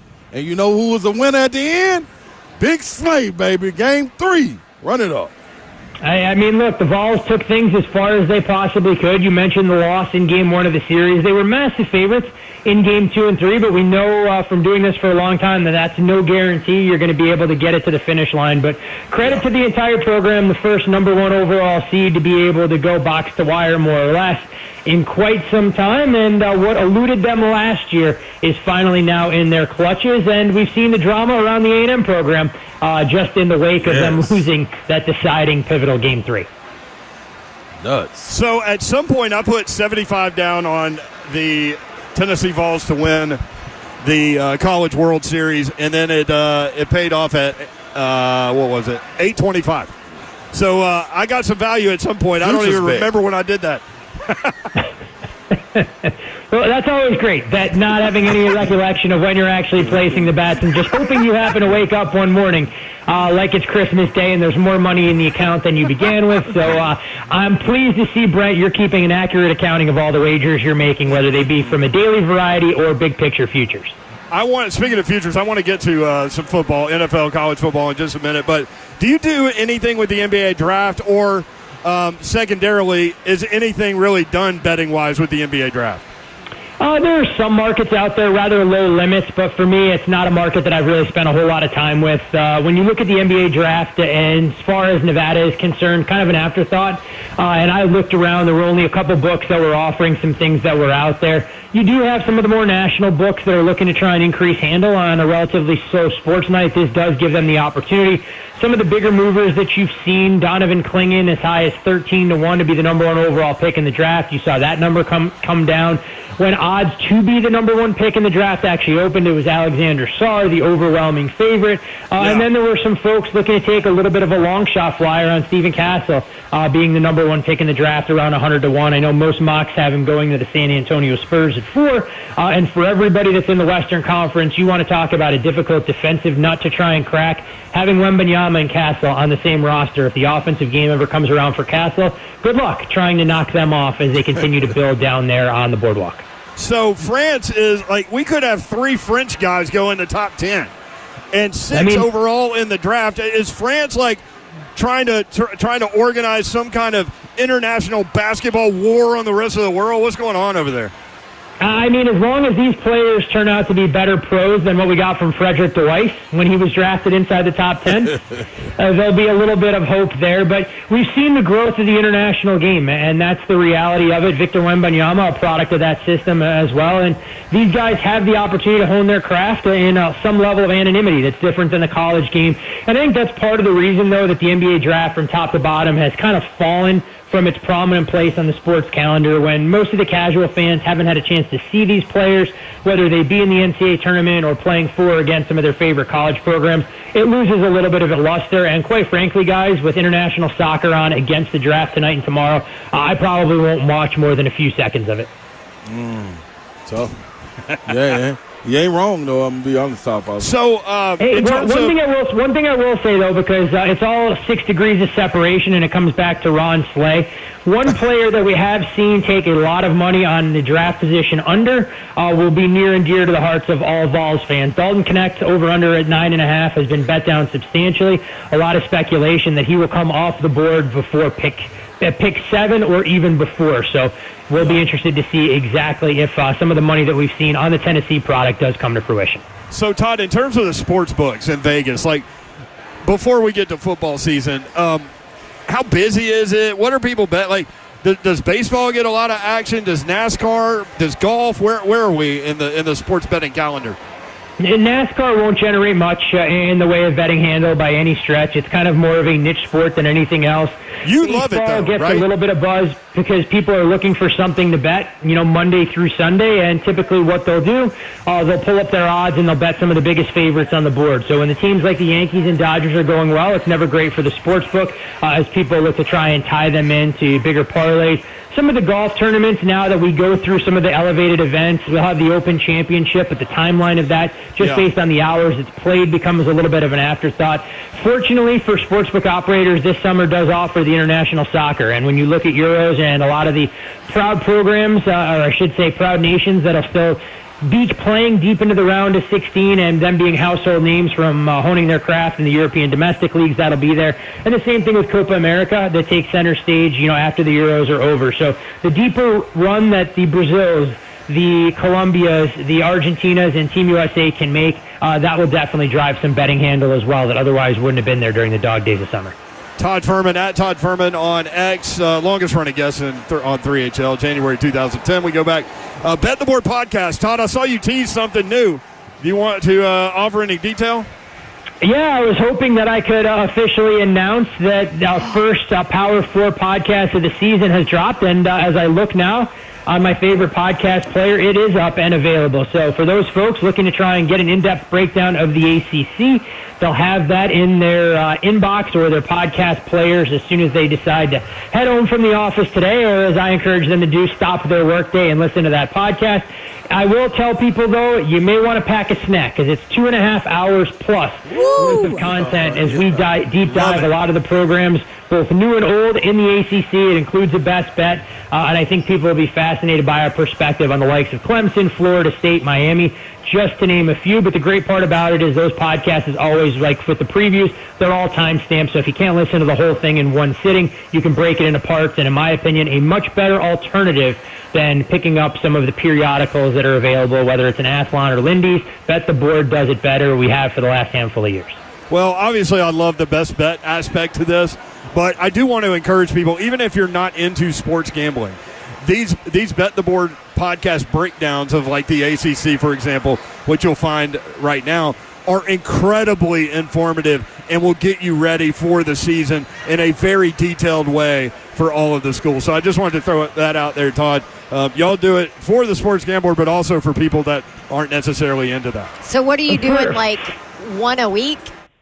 Yep, that's the goal. Over the next 4 weeks, we'll get to each of the 4 power conferences, and as always, we save the best for last. So the SEC will be the final installation before we take a little bit of a break and then get into the NFL, where those things will come fast and furious during the month of August. But these things are truly a labor of love, and so you guys can only begin to imagine if we're producing 2.5 hours worth of content that we're sharing with everybody, the hours that go in behind the scenes. And to your point, Brent, I appreciate you making that distinction, as I know a lot of people these days see some sort of gambling attached to these things, and for most folks, it's just making picks. They get in and they get out. We deep dive these things, looking at it from a fan's perspective, from an analytics standpoint, and everything else. So even if you're not a sports bettor and just a fan of college football, we can provide some of the perspective on some of your favorite players, coaches, and programs across the country, especially in the Power 4 leagues. I like that right there. So as we look toward college football, the NFL, are there 2, 3, 4 teams that you find value in that maybe aren't like some sort of betting favorite, but you find value in their roster and their coaching staff? I mean, the NFL is a little bit different because so much of the balls will get cranked up now over the next handful of weeks before these teams get to camp. And oftentimes you get some of that public perception that'll factor into the way these markets will move some of the season-long prices. And so if there's an overreaction, that's where we'll pounce. I mean, I have bet a couple of win totals myself. Shorted the Cowboys stock at the top of the market. I'm not sure 10.5 will be out there on Dallas to go under as we get closer and people begin to realize how limited this team is with weaponry, a schedule that's a little bit more difficult, and some major question marks for them along the offensive line. In terms of college football, it's tough to try and endorse some of the win totals that are out there now. A lot of these prices have been picked over by professional bettors, but if you're looking for one in the SEC that I actually bet earlier today, went under 4.5 with Mississippi State. I think it's a program in transition and one that'll get lost in the shuffle given the depth that we have seen in the SEC with the additions of Oklahoma and Texas, and even a tough non-conference schedule for the Bulldogs this year that could test them a little bit. So it's always one of those things that if there is a particular move or two, you can be high on a team, but if the price moves in the wrong direction, you find yourself with a bet that you otherwise wouldn't have otherwise anticipated. And this is a fun time of year where hope springs eternal for a lot of these programs, whether it's just getting to 6-6 to go bowling or having eyes set on getting into the expanded 12-team college football playoff.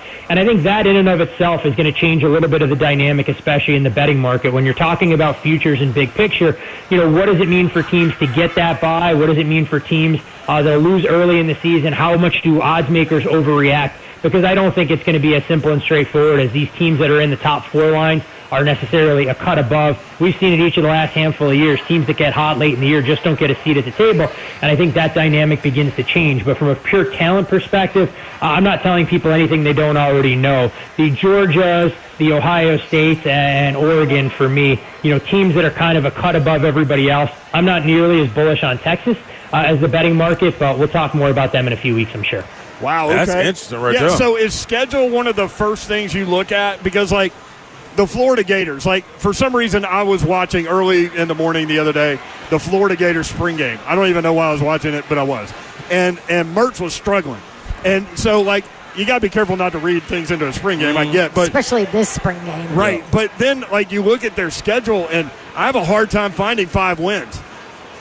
Well, and that's one of the things that you look at. As we know in college football, every schedule is not created equally, and the Florida Gators will be the first ones to tell you that. When you look at the finishing kick that they'll have to go through, just if we look at the month of November, Georgia and Jacksonville, in Austin against Texas, home against LSU, home against Ole Miss, and the rivalry game to wrap things up in Tallahassee against Florida State. You might be able to make the case with Florida if they finish the year 6-6. Not only should Billy Napier keep his job, he probably deserves a raise, and that Florida could be a 500 football team as it pertains to win-loss record and still be power rated inside my top 20 if they're able to navigate through the landmines that they have on their schedule. And we'll get a good indication of where the Gators are right out of the gates. Will they open as short home underdogs against the Miami Hurricanes that opening Saturday? If they can win that game, maybe it springboards them into a more successful season than people think. But this is a team top 25, top 30 at worst in terms of overall power profile, but their win total set at 5.5 just because the schedule is so damn difficult. What are we doing with NASCAR this weekend, Todd? Give us some, Todd Father, please. Big race. I texted Slay over the weekend, Brent. I said I'm disappointed with all the connections that you guys have there, that Slay can't be out there driving the pace car. Slay volunteered to get himself tied down on the hood of the pace car if that meant he was going to be at the track. To commemorate the annual trip there. But this is a race where I think Denny Hamlin was a little bit undervalued, and some of the betting odds earlier, 8-1, that number has come down to 6. I know Ross Chastain and Trackhouse Racing sees this as their home race, and they'll no doubt want to put on a good show. But he's one of the drivers that I'm looking to fade, and for folks looking for a little bit more in-depth breakdown on the Ally 400 this weekend right in your backyard, the Stay Green podcast that we do, breaking down each week's NASCAR race, should be available first thing tomorrow morning, and we'll have driver-by-driver breakdowns to better prepare folks for the big race Sunday afternoon. Todd, let me ask you this, Todd Father. Do you get a break? Because, like, during the sports season right now, a lot of sports, when you talk about baseball, basketball, football, outside of baseball, like, this is kind of like the downtime, a month, make it a month before things crank all the way back up. Your sport is, you love NASCAR, though, right? I do. The one good thing, Slay, with NASCAR is you don't do as much during the course of the week because there aren't as many nooks and crannies to try and dig into like you will with a football game when you have 40 or 50 college football games that are there. You kind of get your preliminary work done, but sometimes that gets thrown out of the window. Once you see cars unload and you watch a 20-minute practice session, you begin to scramble and you become a lot more price sensitive. So in that regard, NASCAR is a little bit less labor intensive. And from a betting standpoint, you know, a lot of my bankroll gets put on sabbatical or put to rest this time of year, but this is where all the heavy lifting comes in for the fall, and you can determine the success or lack thereof for what you're going to experience from September through February by putting the time in now, and it's all the work that goes on behind the scenes that you have to try and commit to make sure that you're up and ready if you want to treat football as a little bit more than a recreational pursuit. Well, I'm going to put my bankroll in sleep mode too then, Todd Father. That's a full-blown lie, Slay. You have never once put your bankroll into sleep mode. You will find something to bet one way, shape, or form that there is no way that you're going to put most of that thing in the mothballs and not dust it off until we get to week 0 of the college football season. I was going to cross over to WNBA too. Speaking of that, I want to see a book, Todd. Like, I want to see a book, you and Pain Insider, write about what y'all did in COVID and what you were betting on and all those things, man. I want that. I mean, look, I don't have anything to hide there. I didn't bet. I actually saw COVID as the first time since I began to do this professionally that was a little bit of a respite. There wasn't that much homework to be done. We prepped a little bit for the NFL draft as that was one of the bigger events that was out there.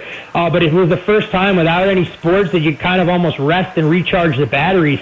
Sure, by the end of it, boredom started to creep in and you wonder when sports were going to come back. But I almost appreciated some level of normalcy in my schedule while the rest of the world was in upheaval. There wasn't anything to do from a sports perspective, and so you got to kind of put your brain on cruise control for a little while. Something that I hope we never have to go through, but I'll look back on and go, you know what? I didn't mind those 2 months of actually being able to pick up a book and not have to try and study a depth chart for a G5 program. See, I love Todd's got that bankroll where he can just take months off. Take it off. You know why? Because he doesn't bet like Slay. Yeah, I'm out there. That's why. I'm a range Slay would be, if it happened again, Slay would be all in on Korean baseball. Hell yeah. I mean, that's probably how Slay's approaching it. I'm a little disappointed while you guys are doing the show at the arcade today that Slay's not out there trying to hustle a 13-year-old in Pac-Man, setting over-unders for how many pellets he's going to eat, or trying to get out there laying 2.5 pucks at the air hockey table against Babs during commercial breaks. You know me well, Todd Father. It's you know early. me well. I'm already on that. Yeah. Well, except it's Miss Pac-Man. I said Miss Pac-Man. And he said he's not only going to beat people, he's going to put them over his knee and spank them. Yep. Well, you know what? The one thing about that, normally I'm all for it, but Slay, you got to be careful at an all-ages show when you say that out in public. There may be some people and some authorities that'll be there if they see that kind of thing taking place. That's true. Well, you live in Vegas, so I'm the people's person. You keep that there. All right, thanks, Todd. Appreciate it. Always a pleasure, guys.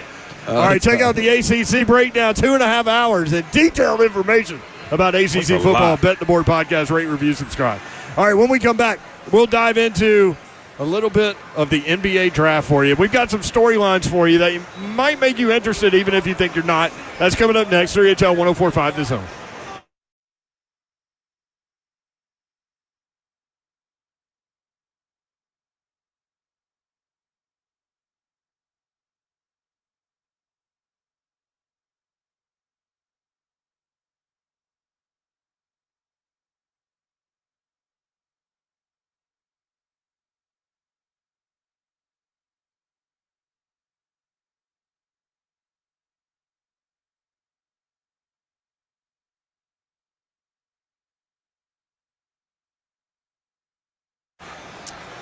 All right, we know summer's here. You know, you got the kids running around, outdoor activities, lawn care, pool parties.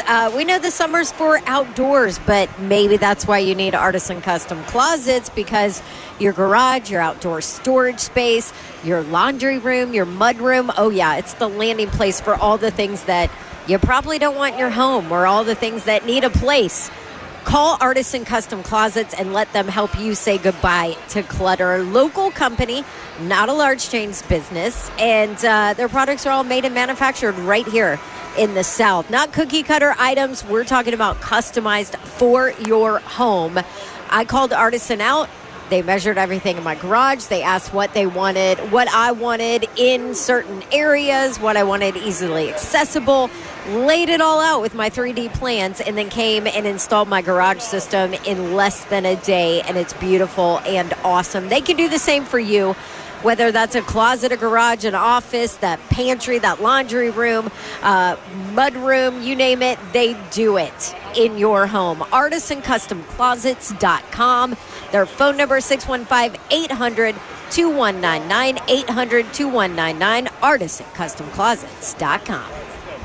If you're often feeling a little tired, you're lacking motivation, and your drive is not where it's supposed to be, you're out there gaining weight, you're noticing a loss of muscle mass, then these could all be signs of low testosterone. You need to get on it. Don't wait. Find out now. Go to Low T Center. They made it easy to get your levels checked. It's just a simple blood test with their on-site lab. You'll get results back in about 25 minutes. Now, Low T Center is not your typical doctor's office. Their physicians specialize in treating low testosterone with customized treatment for each patient. For established patients like myself with stable T levels, they also offer a convenient physician-monitored self-inject treatment plan that ships directly to your home each month without the need to come in for weekly visits. I go to the one on McEwen. You should come visit that one. One in Hendersonville, Murfreesboro. They're everywhere, man, so you have no excuse to stay on top of your men's health care. All you got to do is go to lowtcenter.com to book your appointment today. That's lowtcenter.com. Low T Center, reinventing men's health care.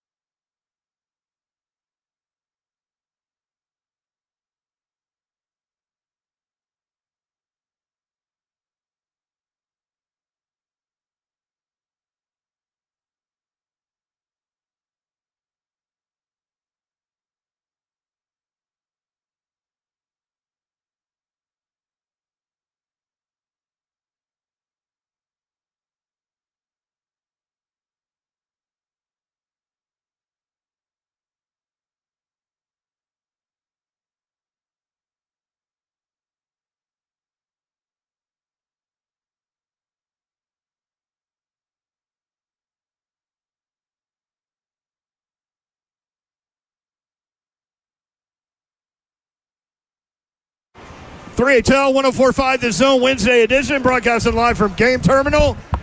Big event going on, Arcade Dub. Dawn just got it. I just got it. We're at Game Terminal Arcade. Which we got is arcade sad. machines, pinball machines. Dawn and I just got mic'd up, and it'll be on your socials. And we played Frogger against each other. Who won?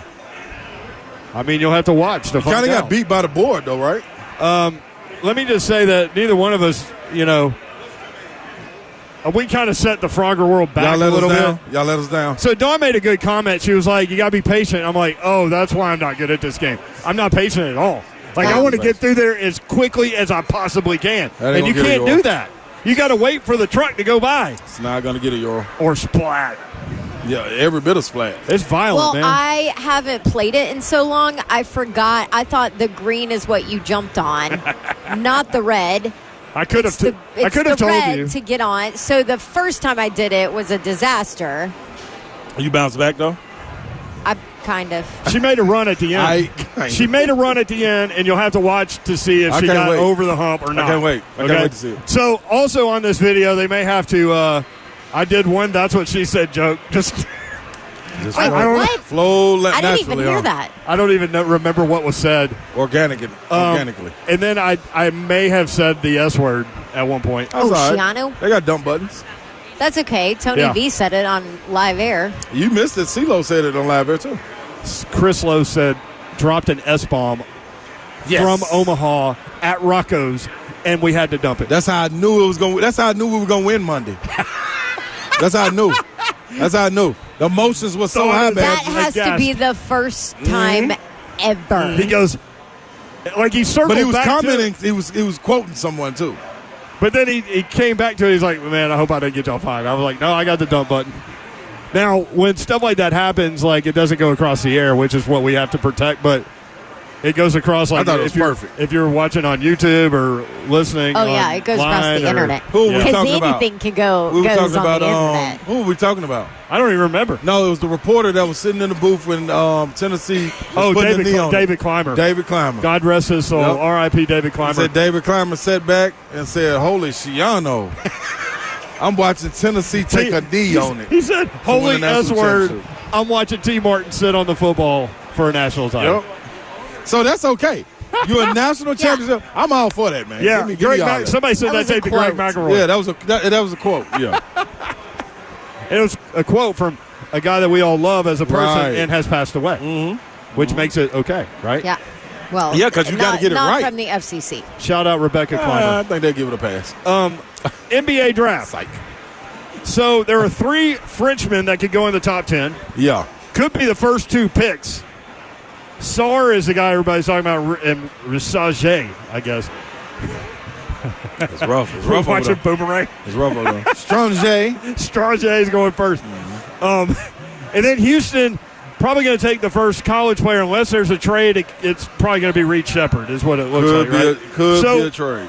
Reed Shepard could be the first college player taken. Slay Dog, 6'3", 180. What are Reed Shepard's strengths and weaknesses? Reed Shepard's strengths are being able to have a high IQ, being able to get off of the ball, being efficient, marksman as a shooter from the outside, also being a creator as well, but not necessarily him breaking the guy down, more so letting the offense create and being able to put the ball in the right spot for guys that can go and score.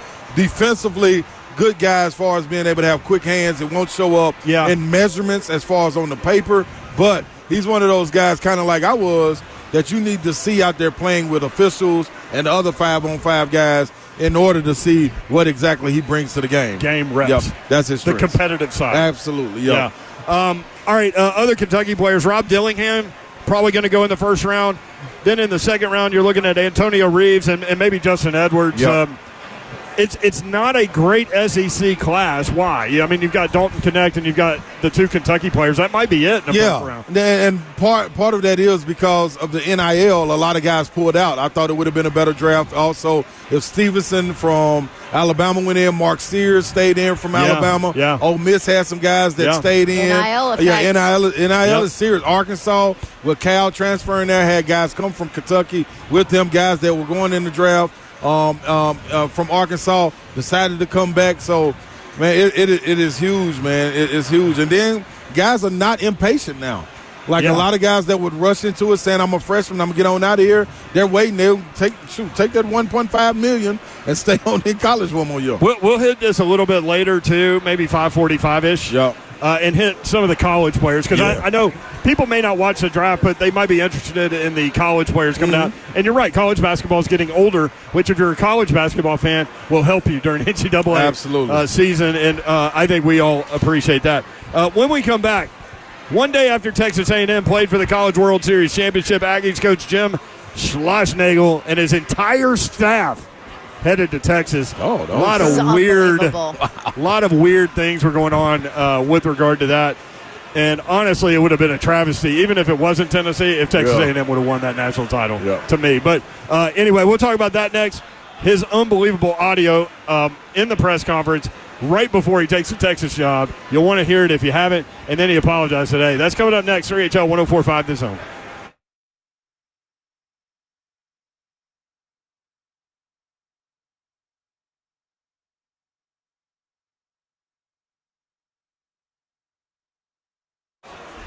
As a customer of Pella Windows and Doors of Nashville, would love to recommend that you use them as well. They are the best. Call them today because I don't know about you, but maybe you're like me. You do all this research. You look online. You look at reviews and pictures and all those things. Yes, please do that for Pella Windows and Doors of Nashville. They replaced all of my windows and doors in my townhome.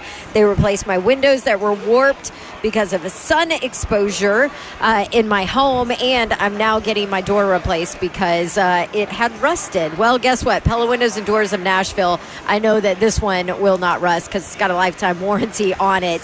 So I mentioned those ratings from people that have used Pella. Well, Pella Windows rated #1 by Nashville homeowners for the highest craftsmanship, more than any other window brand, as the most trusted window brand, #1 for innovation, and the list goes on and on, all based on this 2022 survey of leading window brands among homeowners. So you know that other people that have used Pella Windows and Doors of Nashville love them. Schedule your free consultation and check out this offer they have going on. 50% off qualified installations and no money down, no interest, no payments for 12 full months. That at PellaNashville.com.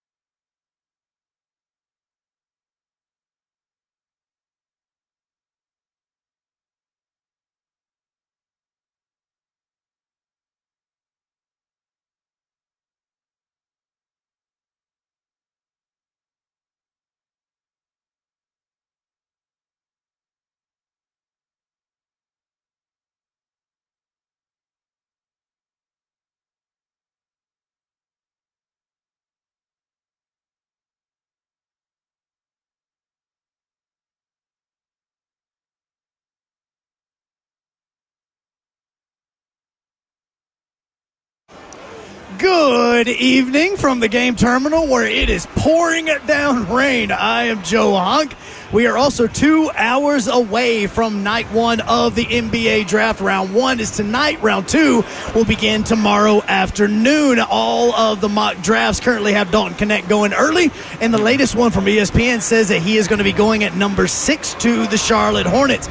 Jim Schlossnagle met with the media earlier today in Austin, Texas, as he apologized for the way that he acted towards the reporter the other night after the College World Series. And the Braves are about to begin game 2 of their split doubleheader with Bryce Elder on the hill as the Braves get ready to take on the Cardinals after winning game 1. For all your foundation repair and waterproofing needs, you need to visit USSTN.com.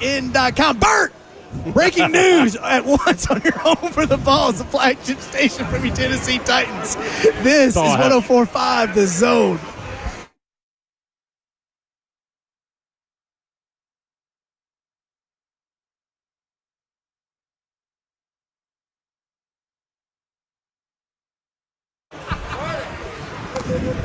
Yo, what up, Nashville? 3HL is on the air. Brent Doherty with you on a very stormy day in downtown Nashville. We are at Game Terminal. GameTerminal.com is the website. Tons of people at this event. Tons of people at this event. Arcade Dub. What a great idea. People, listeners, people off the street. Tell them the name, Babsy. Arcade Dub. I didn't get it until today. Actually, not until about 4:40. In the second segment. Hey, I was like, oh, that's so snazzy. You get a lot of grace this week. You've been trying. My brain fog is heavy. Man, you had a heavy weekend, man. You had Baby Bab's birthday, dog. Baby Bab's birthday. I know, that's probably where I got the stomach bug I got. Yeah, and then we won't go into detail about this, but I know there are a lot of prayer warriors out there. Prayers up for Dawn Davenport's dad at this point, okay? We'll leave it at that, but just say prayers for her and him, if you will. That would be great. 3HL 104.5 The Zone. Dawn Davenport is here. She's in the building. I'm in the building. Let's go. You guys got your waters going. Oh, we loaded, Babs. Getting hydrated. Gotta be hydrated. Our flowers are getting hydrated out there. It is crazy. Heavy hydration going on. Yeah, you're about to get on an airplane. I hope the wind like that we're watching outside gives you like a push. Like it's going from behind the plane. It's giving me anxiety right now. Yeah, I know. Is this supposed to last, though? I don't know. I hope not. I mean, nothing lasts forever, Slay. Well, and you know that people can't drive in this either, right? I speak in song lyrics. I don't even remember what song that is. I don't either. I mean, it's a saying for sure, but it's right there. It's right there, as is this storm right over. Yeah, it's not going to last very long. Babs, you'll be fine. The red and the magenta will be through here in just a minute. Okay, that's good. That sounds good. Oh, by the way, I'm giving something away. What am I giving away? What you giving away, Babsy? I don't know, but we're about to hear from Jim Schlossnagle. Oh, Post Malone tickets. Oh, wow. Look at that. Post Malone done went country. What? Yes, the F1 tour at Nissan Stadium on October 19th. How about that? I'm going to do it at the end of the segment. So y'all better hold on. What? Oh, well, I'm not going to say that out loud. Was that over the air, Reed? It was not. Reed has such a calming voice. It may or may not be the same day as a football game. Well, you better make good. They better make good decisions. I tell them that. Decisions need to be made. I know. Let me win the tickets. Watch what I do with them. There might be a tie to what game is on between, the team that just won the baseball National World Series and the guy that was complaining and calling Tony Vitello classless. There you go. Greg McElroy. Oh, there you go. Way to tie it in together. There you go. Jim Schlossnagle, the Texas A&M baseball coach. So he goes through the grind of the season just like Tennessee, and they're one of the best teams in the country. And going into the NCAA tournament, they were the favorite to win it, as a matter of fact, even though Tennessee was the overall number 1 seed. Arkansas kind of in that mix, too. Those were kind of the 3 teams in Kentucky also. And so Jim Schlossnagle, and in his entire staff. He just call him Schloss or something like. Schlossnagle. Schloss. Baseball guys have names. Yeah. There ain't no way people are calling him Schlossnagle. Like a dude off, What's the little guys from the Grinch that stole Christmas? The Whoville, like he should be from Whoville with that name. Is that where the Woo Girls came from? That's a good. Well, yeah, I'm gonna have to go back and watch it. The Wooville? They might have had a little bus coming through there. I'm gonna go back and watch it. I'm gonna go back and watch it. Don't worry. Party bus coming I'll do through my there? homework tonight. I got you. Got you tomorrow. I decided for you, I'm gonna start watching Pixar movies, like Disney stuff. Welcome to the party. Because you missed a lot. My therapist, he goes, the last session, he goes, have you ever seen the movie Up? And I go, no, but I know exactly where you're going with this. Squirrel. And he Yep. Is that where he was going with it? Yes. Yep. Can't y'all see me in a therapy session? No. Right? All over the over place. the show. Yeah, well, yeah. Yeah, he was like, have you seen the movie Up? I said, no, yeah, but I know where you're going. And he goes, Squirrel. I go, yep. That's exactly it. That's Did my you personality say type. my coworker says that all the time. All the time? All the time. So anyway, here we are doing just that. So, okay, so Tennessee wins 6-5. Tying run at the play. Like, yeah. I mean, it came down to it. Texas A&M fought hard and all those things. Well, Jim Schlossnagle had been rumored, as had Tony V. We told y'all Tony V wouldn't go anywhere. So sometimes just listen to us and not all the rumors. But Schlossnagle had been rumored to be going to Texas also. And so in the post-game press conference after losing the national championship to Tennessee, he was asked a question about that. Listen to the question and what was said. Coach, with respect to the difficult outcome tonight, but with the rumors circulating today about a specific job opening, what do you have to say about your future in Aggieland? Yeah, I mean, I think it's pretty selfish of you to ask me that question, to be honest with you. But I left my family to be the coach at Texas A&M. I took the job at Texas A&M to never take another job again, and that hasn't changed in my mind. That's unfair to talk about something like that. That'd be like you asking Montgomery if he's going to sign in the draft. But I understand you got to ask the question, but I gave up a big part of my life to come take this job, and I've poured every ounce of my soul in this job, and I've given this job every single ounce I can possibly give it. To write that. What a turd. Well, what a piece of what turd. Let me say this for those that don't follow college baseball and maybe don't know this story. The very next day, he and his entire staff go to Texas after making those comments. All you have to say... That's a selfish question. Oh, really? You piece of... How dare you treat a young reporter like that? That was wrong. When you knew exactly what you were doing. Yeah. So that's what's weird. According to Kendall Rogers, this deal was done weeks ago. Not just now. Like, it didn't happen after he had that press conference. He knew while he was sitting up there. So all you have to say is what all coaches do. They get plausible deniability. And they're like, look, man, my focus on this team, I got a lot of guys in that locker room that are hurting that I'm going to go talk with. And that's it. And then everybody will take from that, yeah, he's probably going. But at least you didn't attack someone else. What a jerk.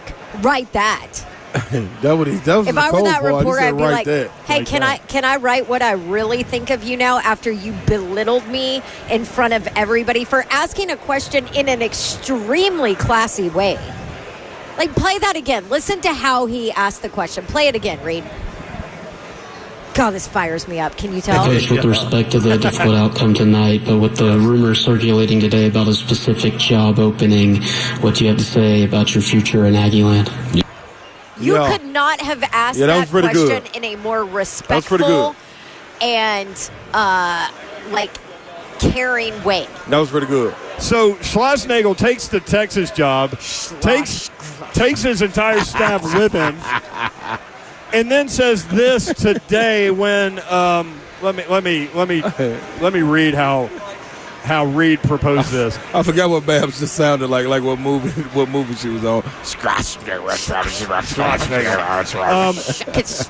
Today he was asked if he misled. Today he was asked if he misled A&M fans. Check this out. Well, I didn't intentionally mislead them. And that's a very fair question for you to ask because that is what I said. In that moment, that's exactly how I felt. At 50 years old, you got to understand, and Chris would probably back me up on this, I love TCU. My children grew up there.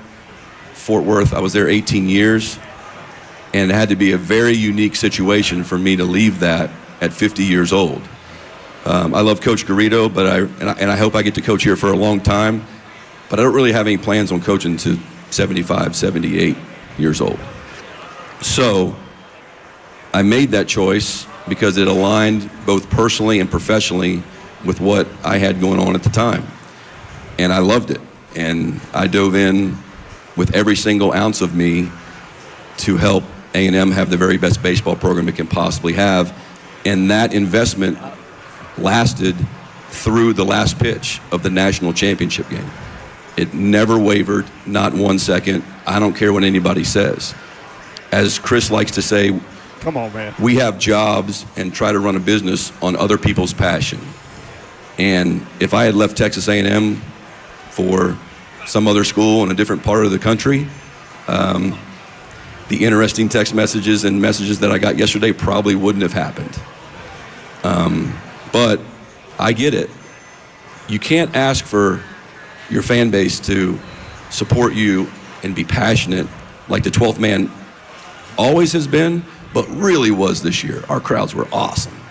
Awesome. Every single game. And so you can't ask for that like I did and our staff did, and then expect everybody to be okay with a coach leaving for its rival school. And I get it. All I can say is I have a career too. I have a personal life as well.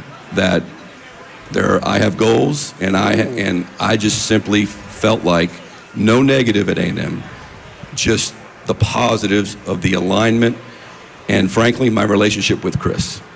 That I knew there wasn't anybody at Texas A&M that I couldn't trust. I just know that I can trust Chris. I just know that.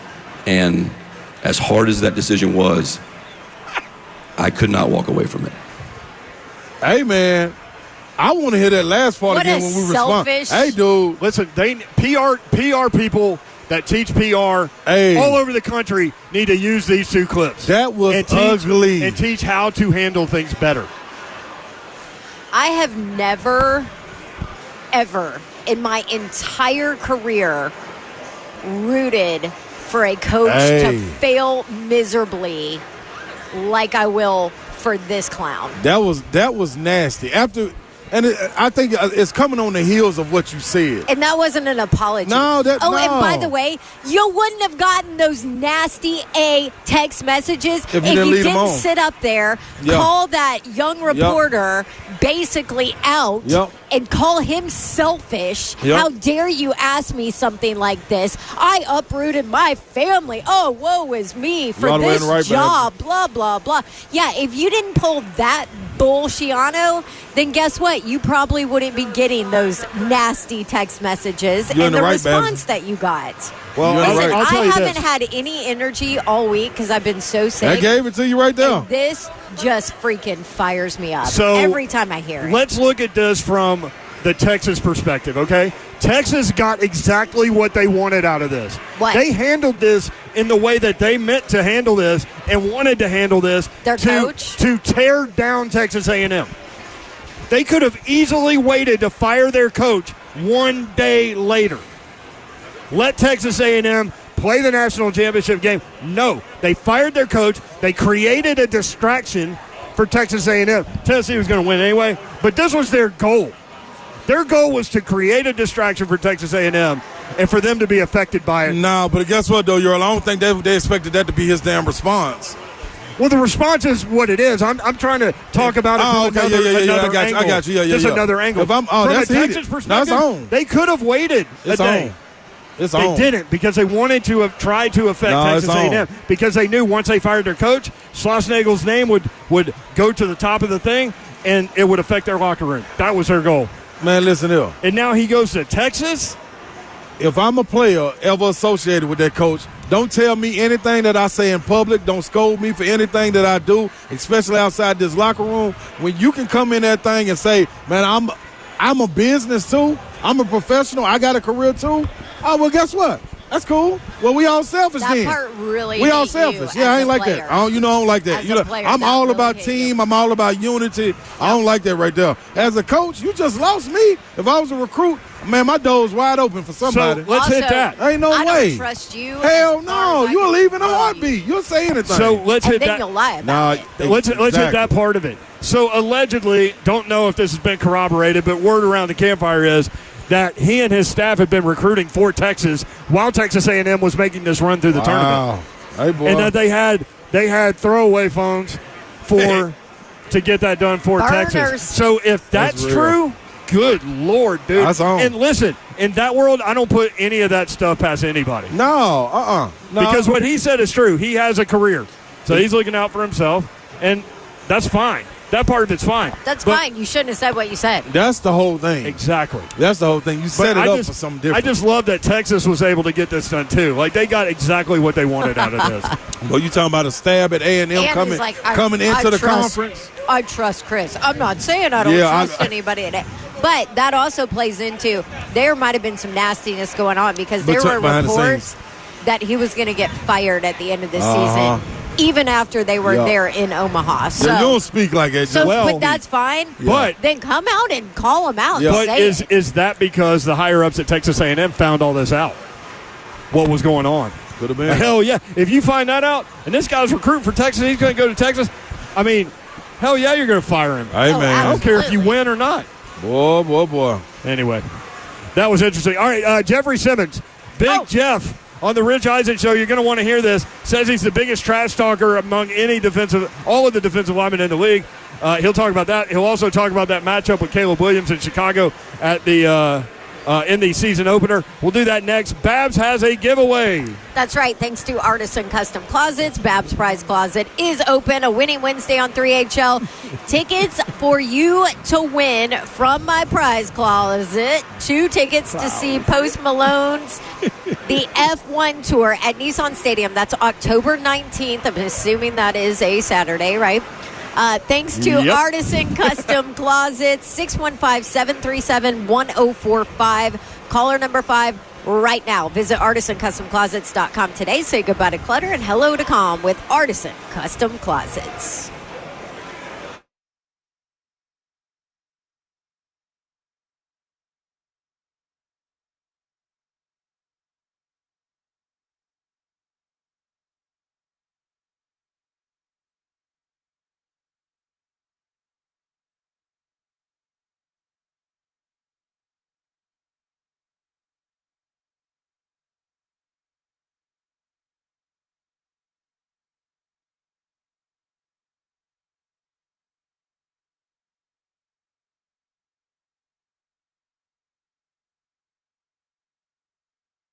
If you're often feeling a little tired, you're lacking motivation, and your drive is not where it's supposed to be. You're out there gaining weight. You're noticing a loss of muscle mass, then these could all be signs of low testosterone. You need to get on it. Don't wait. Find out now. Go to Low T Center. They made it easy to get your levels checked. It's just a simple blood test with their on-site lab. You'll get results back in about 25 minutes. Now, Low T Center is not your typical doctor's office. Their physicians specialize in treating low testosterone with customized treatment for each patient. For established patients like myself with stable T levels, they also offer a convenient physician-monitored self-inject treatment plan that ships directly to your home each month without the need to come in for weekly visits.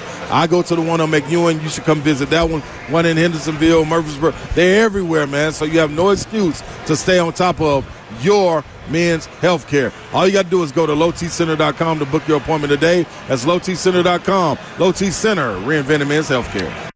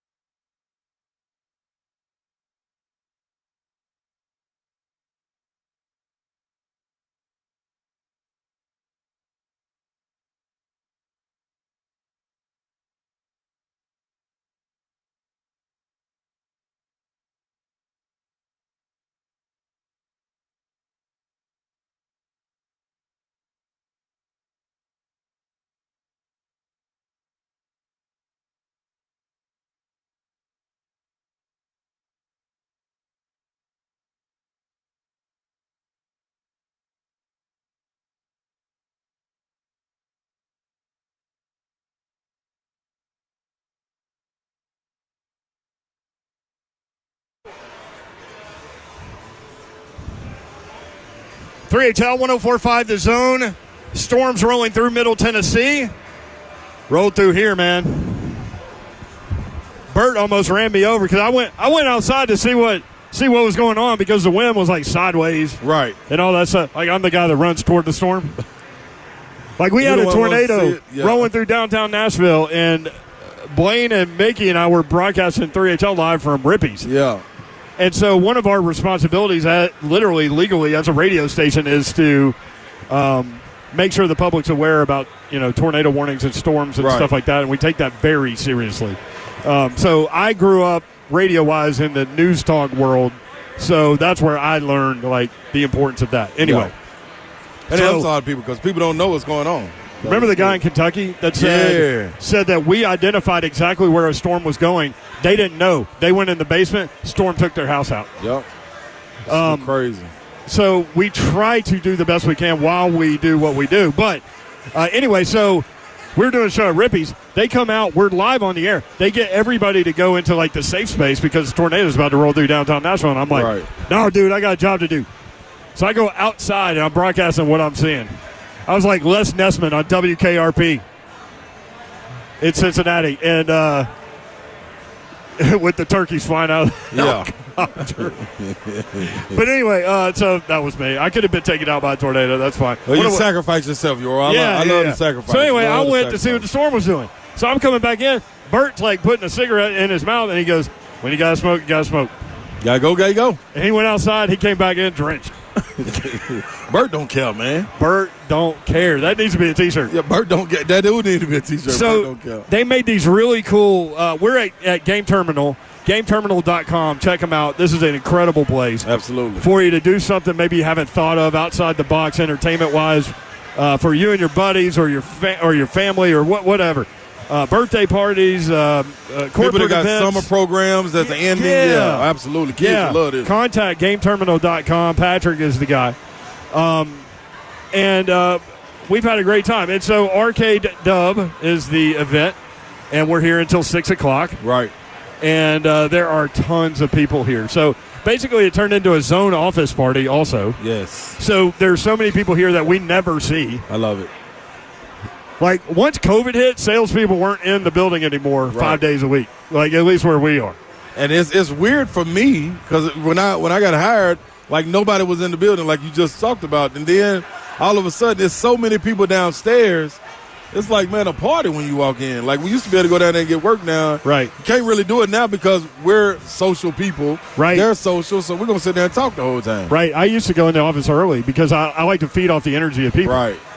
As opposed to like reading by myself and stuff like that. But anyway, I forget where I was going with this event. But this is it's a really cool place. They got bars, they got food, and you'll be able to have a great time here, no matter what. And what's cool, we talked to a couple of kids that were like, "Man, I really like pinball." Yep. Like they didn't grow up with this, and so that's new to them, like the lights and the music and all that stuff. So that's what's going on, and that's what's up.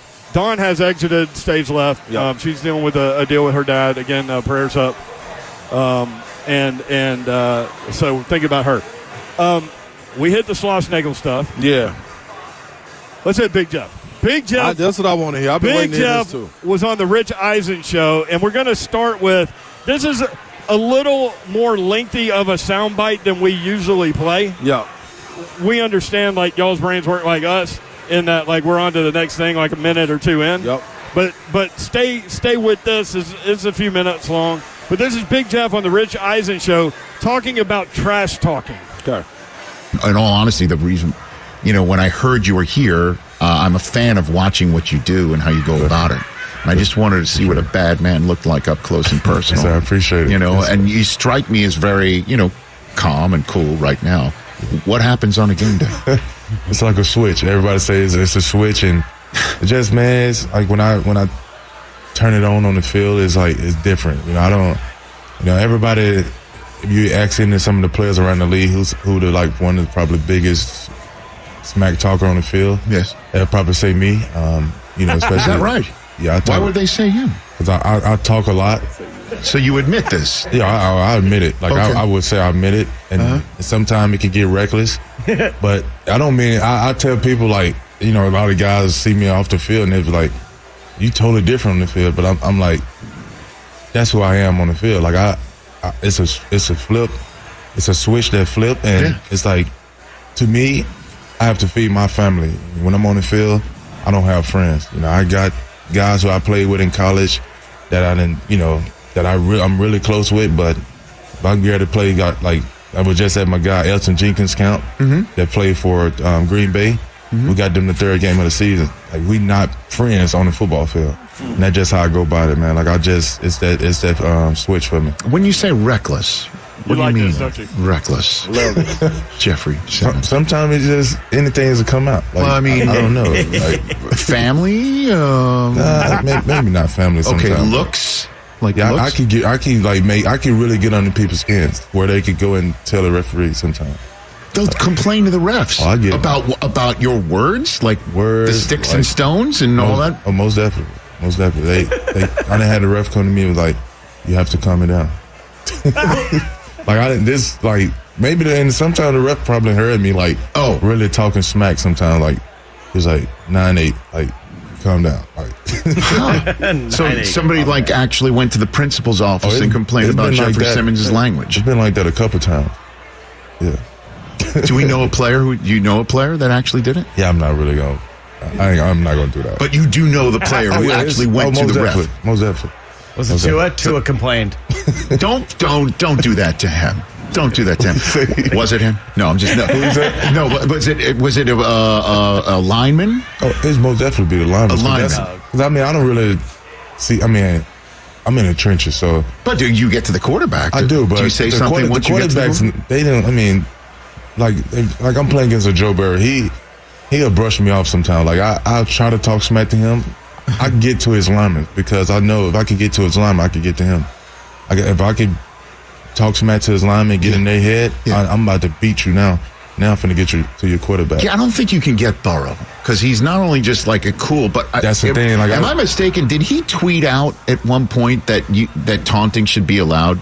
Didn't he tweet that out once upon a time? I agree because it's like as a kid, like I made a play, I could flex at you, I could like point at you. And now you getting a 15-yard penalty plus a FedEx. Yeah, so. Joe Burrow did tweet, "Let the guys taunt." Yeah, let the guys taunt. Yeah. Okay, so then let's do that.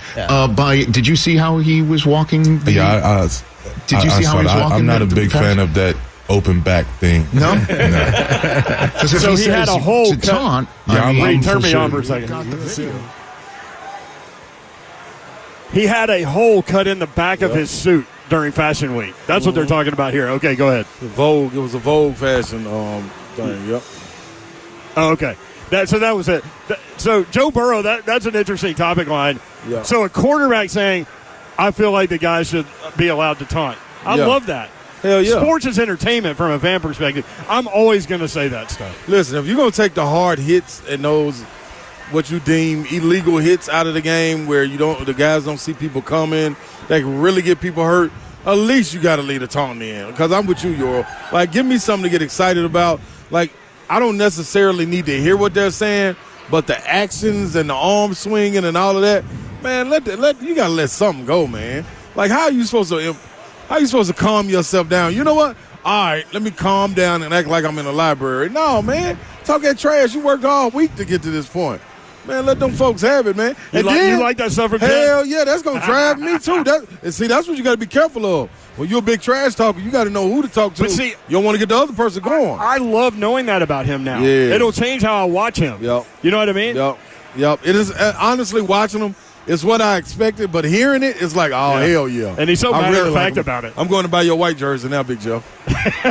I got your blue one. All right. I'm going to buy your all white one now. More from Big Jeff when we come back. He talks about Caleb Williams, and he can't wait to say something to him. All right. Also, Rich Eisen talking about where the Titans stack up from a national media perspective, right to Big Jeff. That's next. 3HL 104.5 The Zone.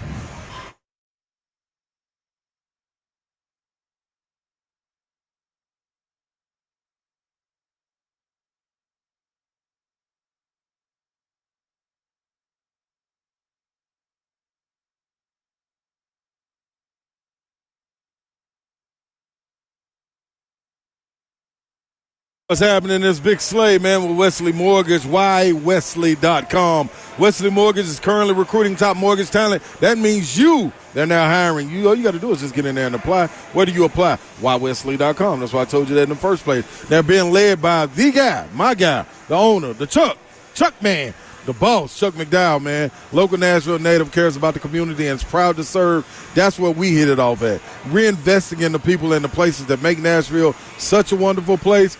That's what he thrives on. That's what his company thrives on. That's why they have a support system in place with Wesley Mortgage, already up and ready to help you succeed in the mortgage business. Ensuring your loans close on time, making sure you get paid, giving you back the time you need to build your business and bring back the fun of the mortgage professional. Also, you got unique networking opportunities with the Tennessee Titans, Music City Grand Prix, Nashville Predators, and many more. So if you're in the mortgage industry and you're tired of the grind, tired of the pressure, tired of micromanaging everything, well, get with Wesley Mortgage. Go to whywesley.com.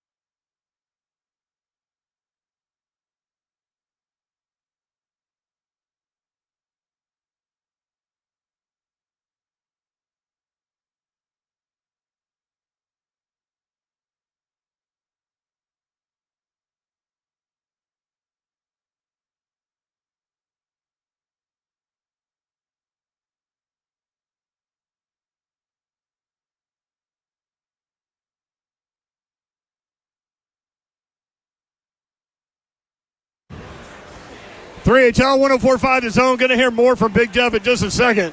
But boy, it went down during the break. It did, man. Slay Dog on NBA Jam against Eki Bop. I ain't playing, man. I ain't playing with Bop. It ended with Slay saying, "Bop, I'm on your head." You can check it on the Zone socials. It'll be on Instagram. Dragon Bop. Our girl Sammy is taking care of everything. He had a 3-quarter 3-point on me. See, you might have dropped an S-bomb during that, too. Oh, and I dropped a couple on me. That's what arcades will do to you. Yeah, I'm trying to. Like, this is a free fall. You shouldn't mic me up. I tell man, hey, listen, man, I ain't got time to watch my mic and watch my mouth in competition. I got to get all out there. It's like your reasoning. Like, if you don't want me to have a drink, don't put me at a bar. Beat me at a bar. Like, why would you put me in? They got a bar. That don't even make sense to me. Oh man, that was fun. As is Big Jeff, who was on the Rich Eisen show. You can search out the whole interview. But Rich Eisen brought up the fact that the Titans are playing the Chicago Bears in the season opener in Chicago against the number 1 overall pick in Caleb Williams. And Big Jeff was talking about talking trash. And he's got some things he wants to say immediately to Caleb Williams. Oh, boy. Here's a little bit of that answer. Week 1 of the National Football League season will be the first human being on the other side of the line of scrimmage Painted nails. in a game. Painted nails. I can't wait to say that to him. For Caleb Williams. So you got that plan? Oh, it's gonna be one of them games, especially. I mean, he probably get smack talk to his his teammates right now, but like it's gonna be, especially a game like that. My first game, like, of course, I missed the last end of the season. Right. It's gonna be the first game of the season. They got us coming to Chicago. All the hype gonna be around them, of course. So it's like that's going. I think when especially like even primetime games, because everybody I wish I would have played the Miami game, but like everybody's counting Tennessee out, right? Which we all know. And a game like Chicago, and I'm sure they thinking we about to get beat out the like bad. So that also make me even talk more smack and boost me up a little more, make me get in a different mode as well. So I'll be in a different mode that game. Painted nails. He didn't even quit talking. He didn't even finish his question. They've been working on this one. Yeah, he goes, I can't wait to talk to him about his painted nails. Yeah. Hey, it's going to be on, man. That's what you want. You want fresh bait, man, when they walking out there. You ain't never experienced this, and the first experience you're going to get in live game action, because preseason, regular season, two totally different things. And Can you imagine if Big Jeff gets a free run at Caleb Williams? Oh, my gosh. He better duck. Duck, get low. They better teach him that there. Duck, get low. Man, because it's on. Don't wait for the hit. Just go down. No, get down. Get out. Son, we need you. You are number 1 pick. Son, you live. You live to fight another day. You better believe it. Pops off Friday, man. For real. Shout out John Witherspoon, R.I.P. R.I.P. a lot of people from that movie. Hey, man, whole lot, man. All of them checking out. They can't do a remake now. The best. They had to reboot. The best is where Bye Felicia came from. Yeah. Ice Cube said that to a character named Felicia in that movie. Mm-hmm. That character was played by an actress whose son played quarterback at Miami. For those that don't know, Brad Kaya was his name. Interesting little circle back to sports from movies. That's what you get with 3HL. Jeff Simmons on Rich Eisen. Eisen kind of telling him face to face, look, man, I'm in the national media. I'm telling you, the Titans are an afterthought in that opener. Right. Check this out. Well, speaking on behalf, if I may, of the national media, of which I am a part, there's no doubt in my mind that entire game leading up to it will be all about the Chicago Bears, Caleb Williams, and Keenan Allen, and Rome Odunze, and what the Bears have done to get Caleb Williams all set up.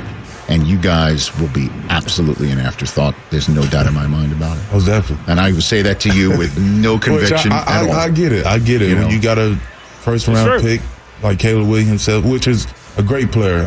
Watch him a couple games when he was at USC, and he's a hell of a player. But it's a different league, and I'm excited to play him the first game. Well, because I'm sure you're well aware of what's going on in the rest of the sports world right now, say with Caitlin Clark in the WNBA, right? Yep, exactly. And how there's a lot of players in that grown woman league sure. that has been eager to welcome her to the professional ranks. Oh, definitely. And you kind of are going to be the guy that could lead the forefront to do that to Caleb That's Williams. well done. That's like the goal. Like, that's my mindset.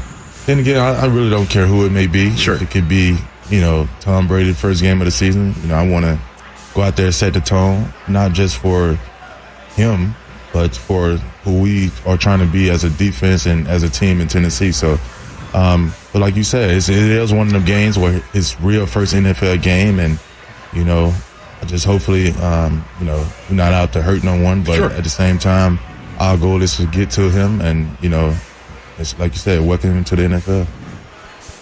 You know what I immediately think about while listening to him speak about that? Yeah.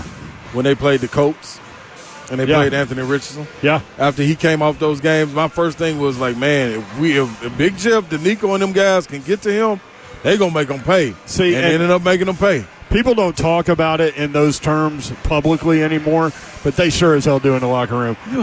We want to see number 2. Yeah. That's what they all talk about. They want to see the second quarterback because they know they have a great chance to win if they can get that starter out of there. And listen, that is discussed. That is what they talk about. And it all stems back from a very early 3HO conversation that we had when it was me, Clay, and Blaine with Greg Williams, who used to be the defensive coordinator of the Tennessee Titans, among others. But he was getting ready to play in the Super Bowl, and his job was to go after Peyton Manning.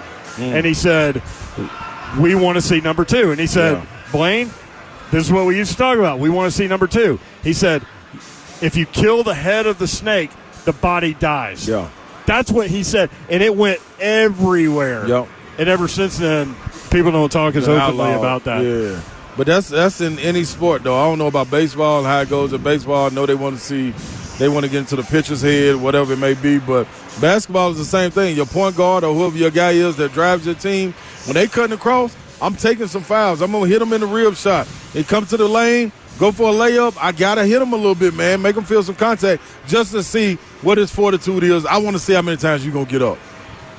Simple. Fun show at Game Terminal. Great show. And we appreciate everyone coming out to support Ramon, Kayla, and Will at this event. Kayla is here, and every time I see her, I forget how tall she is because she's tall. It's time to get it on now. Now it's time for the games to begin. And Will is here. I don't know what games he's playing. I don't know. Bert is here. That's what I was going to say. Jam. So they had these posters made from this event, Arcade Dub. And so we all autographed them, okay? Bert wrote Bert in all capital letters like a damn serial killer. That's my guy. That's what I meant to say earlier. That's my guy. Like a kindergartner. Or a serial killer. Or a serial killer, yeah. Perfect. All right, back at it tomorrow. Love y'all. Appreciate you being with us. Make sure you tell your friends, anybody new to the city, about 104.5 The Zone and what we got going on here. We want to create this atmosphere where we can all sit around and talk about sports and share our opinions. And whether we agree, disagree, whatever, it doesn't matter. We've got that for you, and we've got you every day. Good luck tonight with whatever you're doing. Good night. God bless. See you. Wouldn't want to be you unless you were Traylon Burke or Tajay Spears. Go Vols.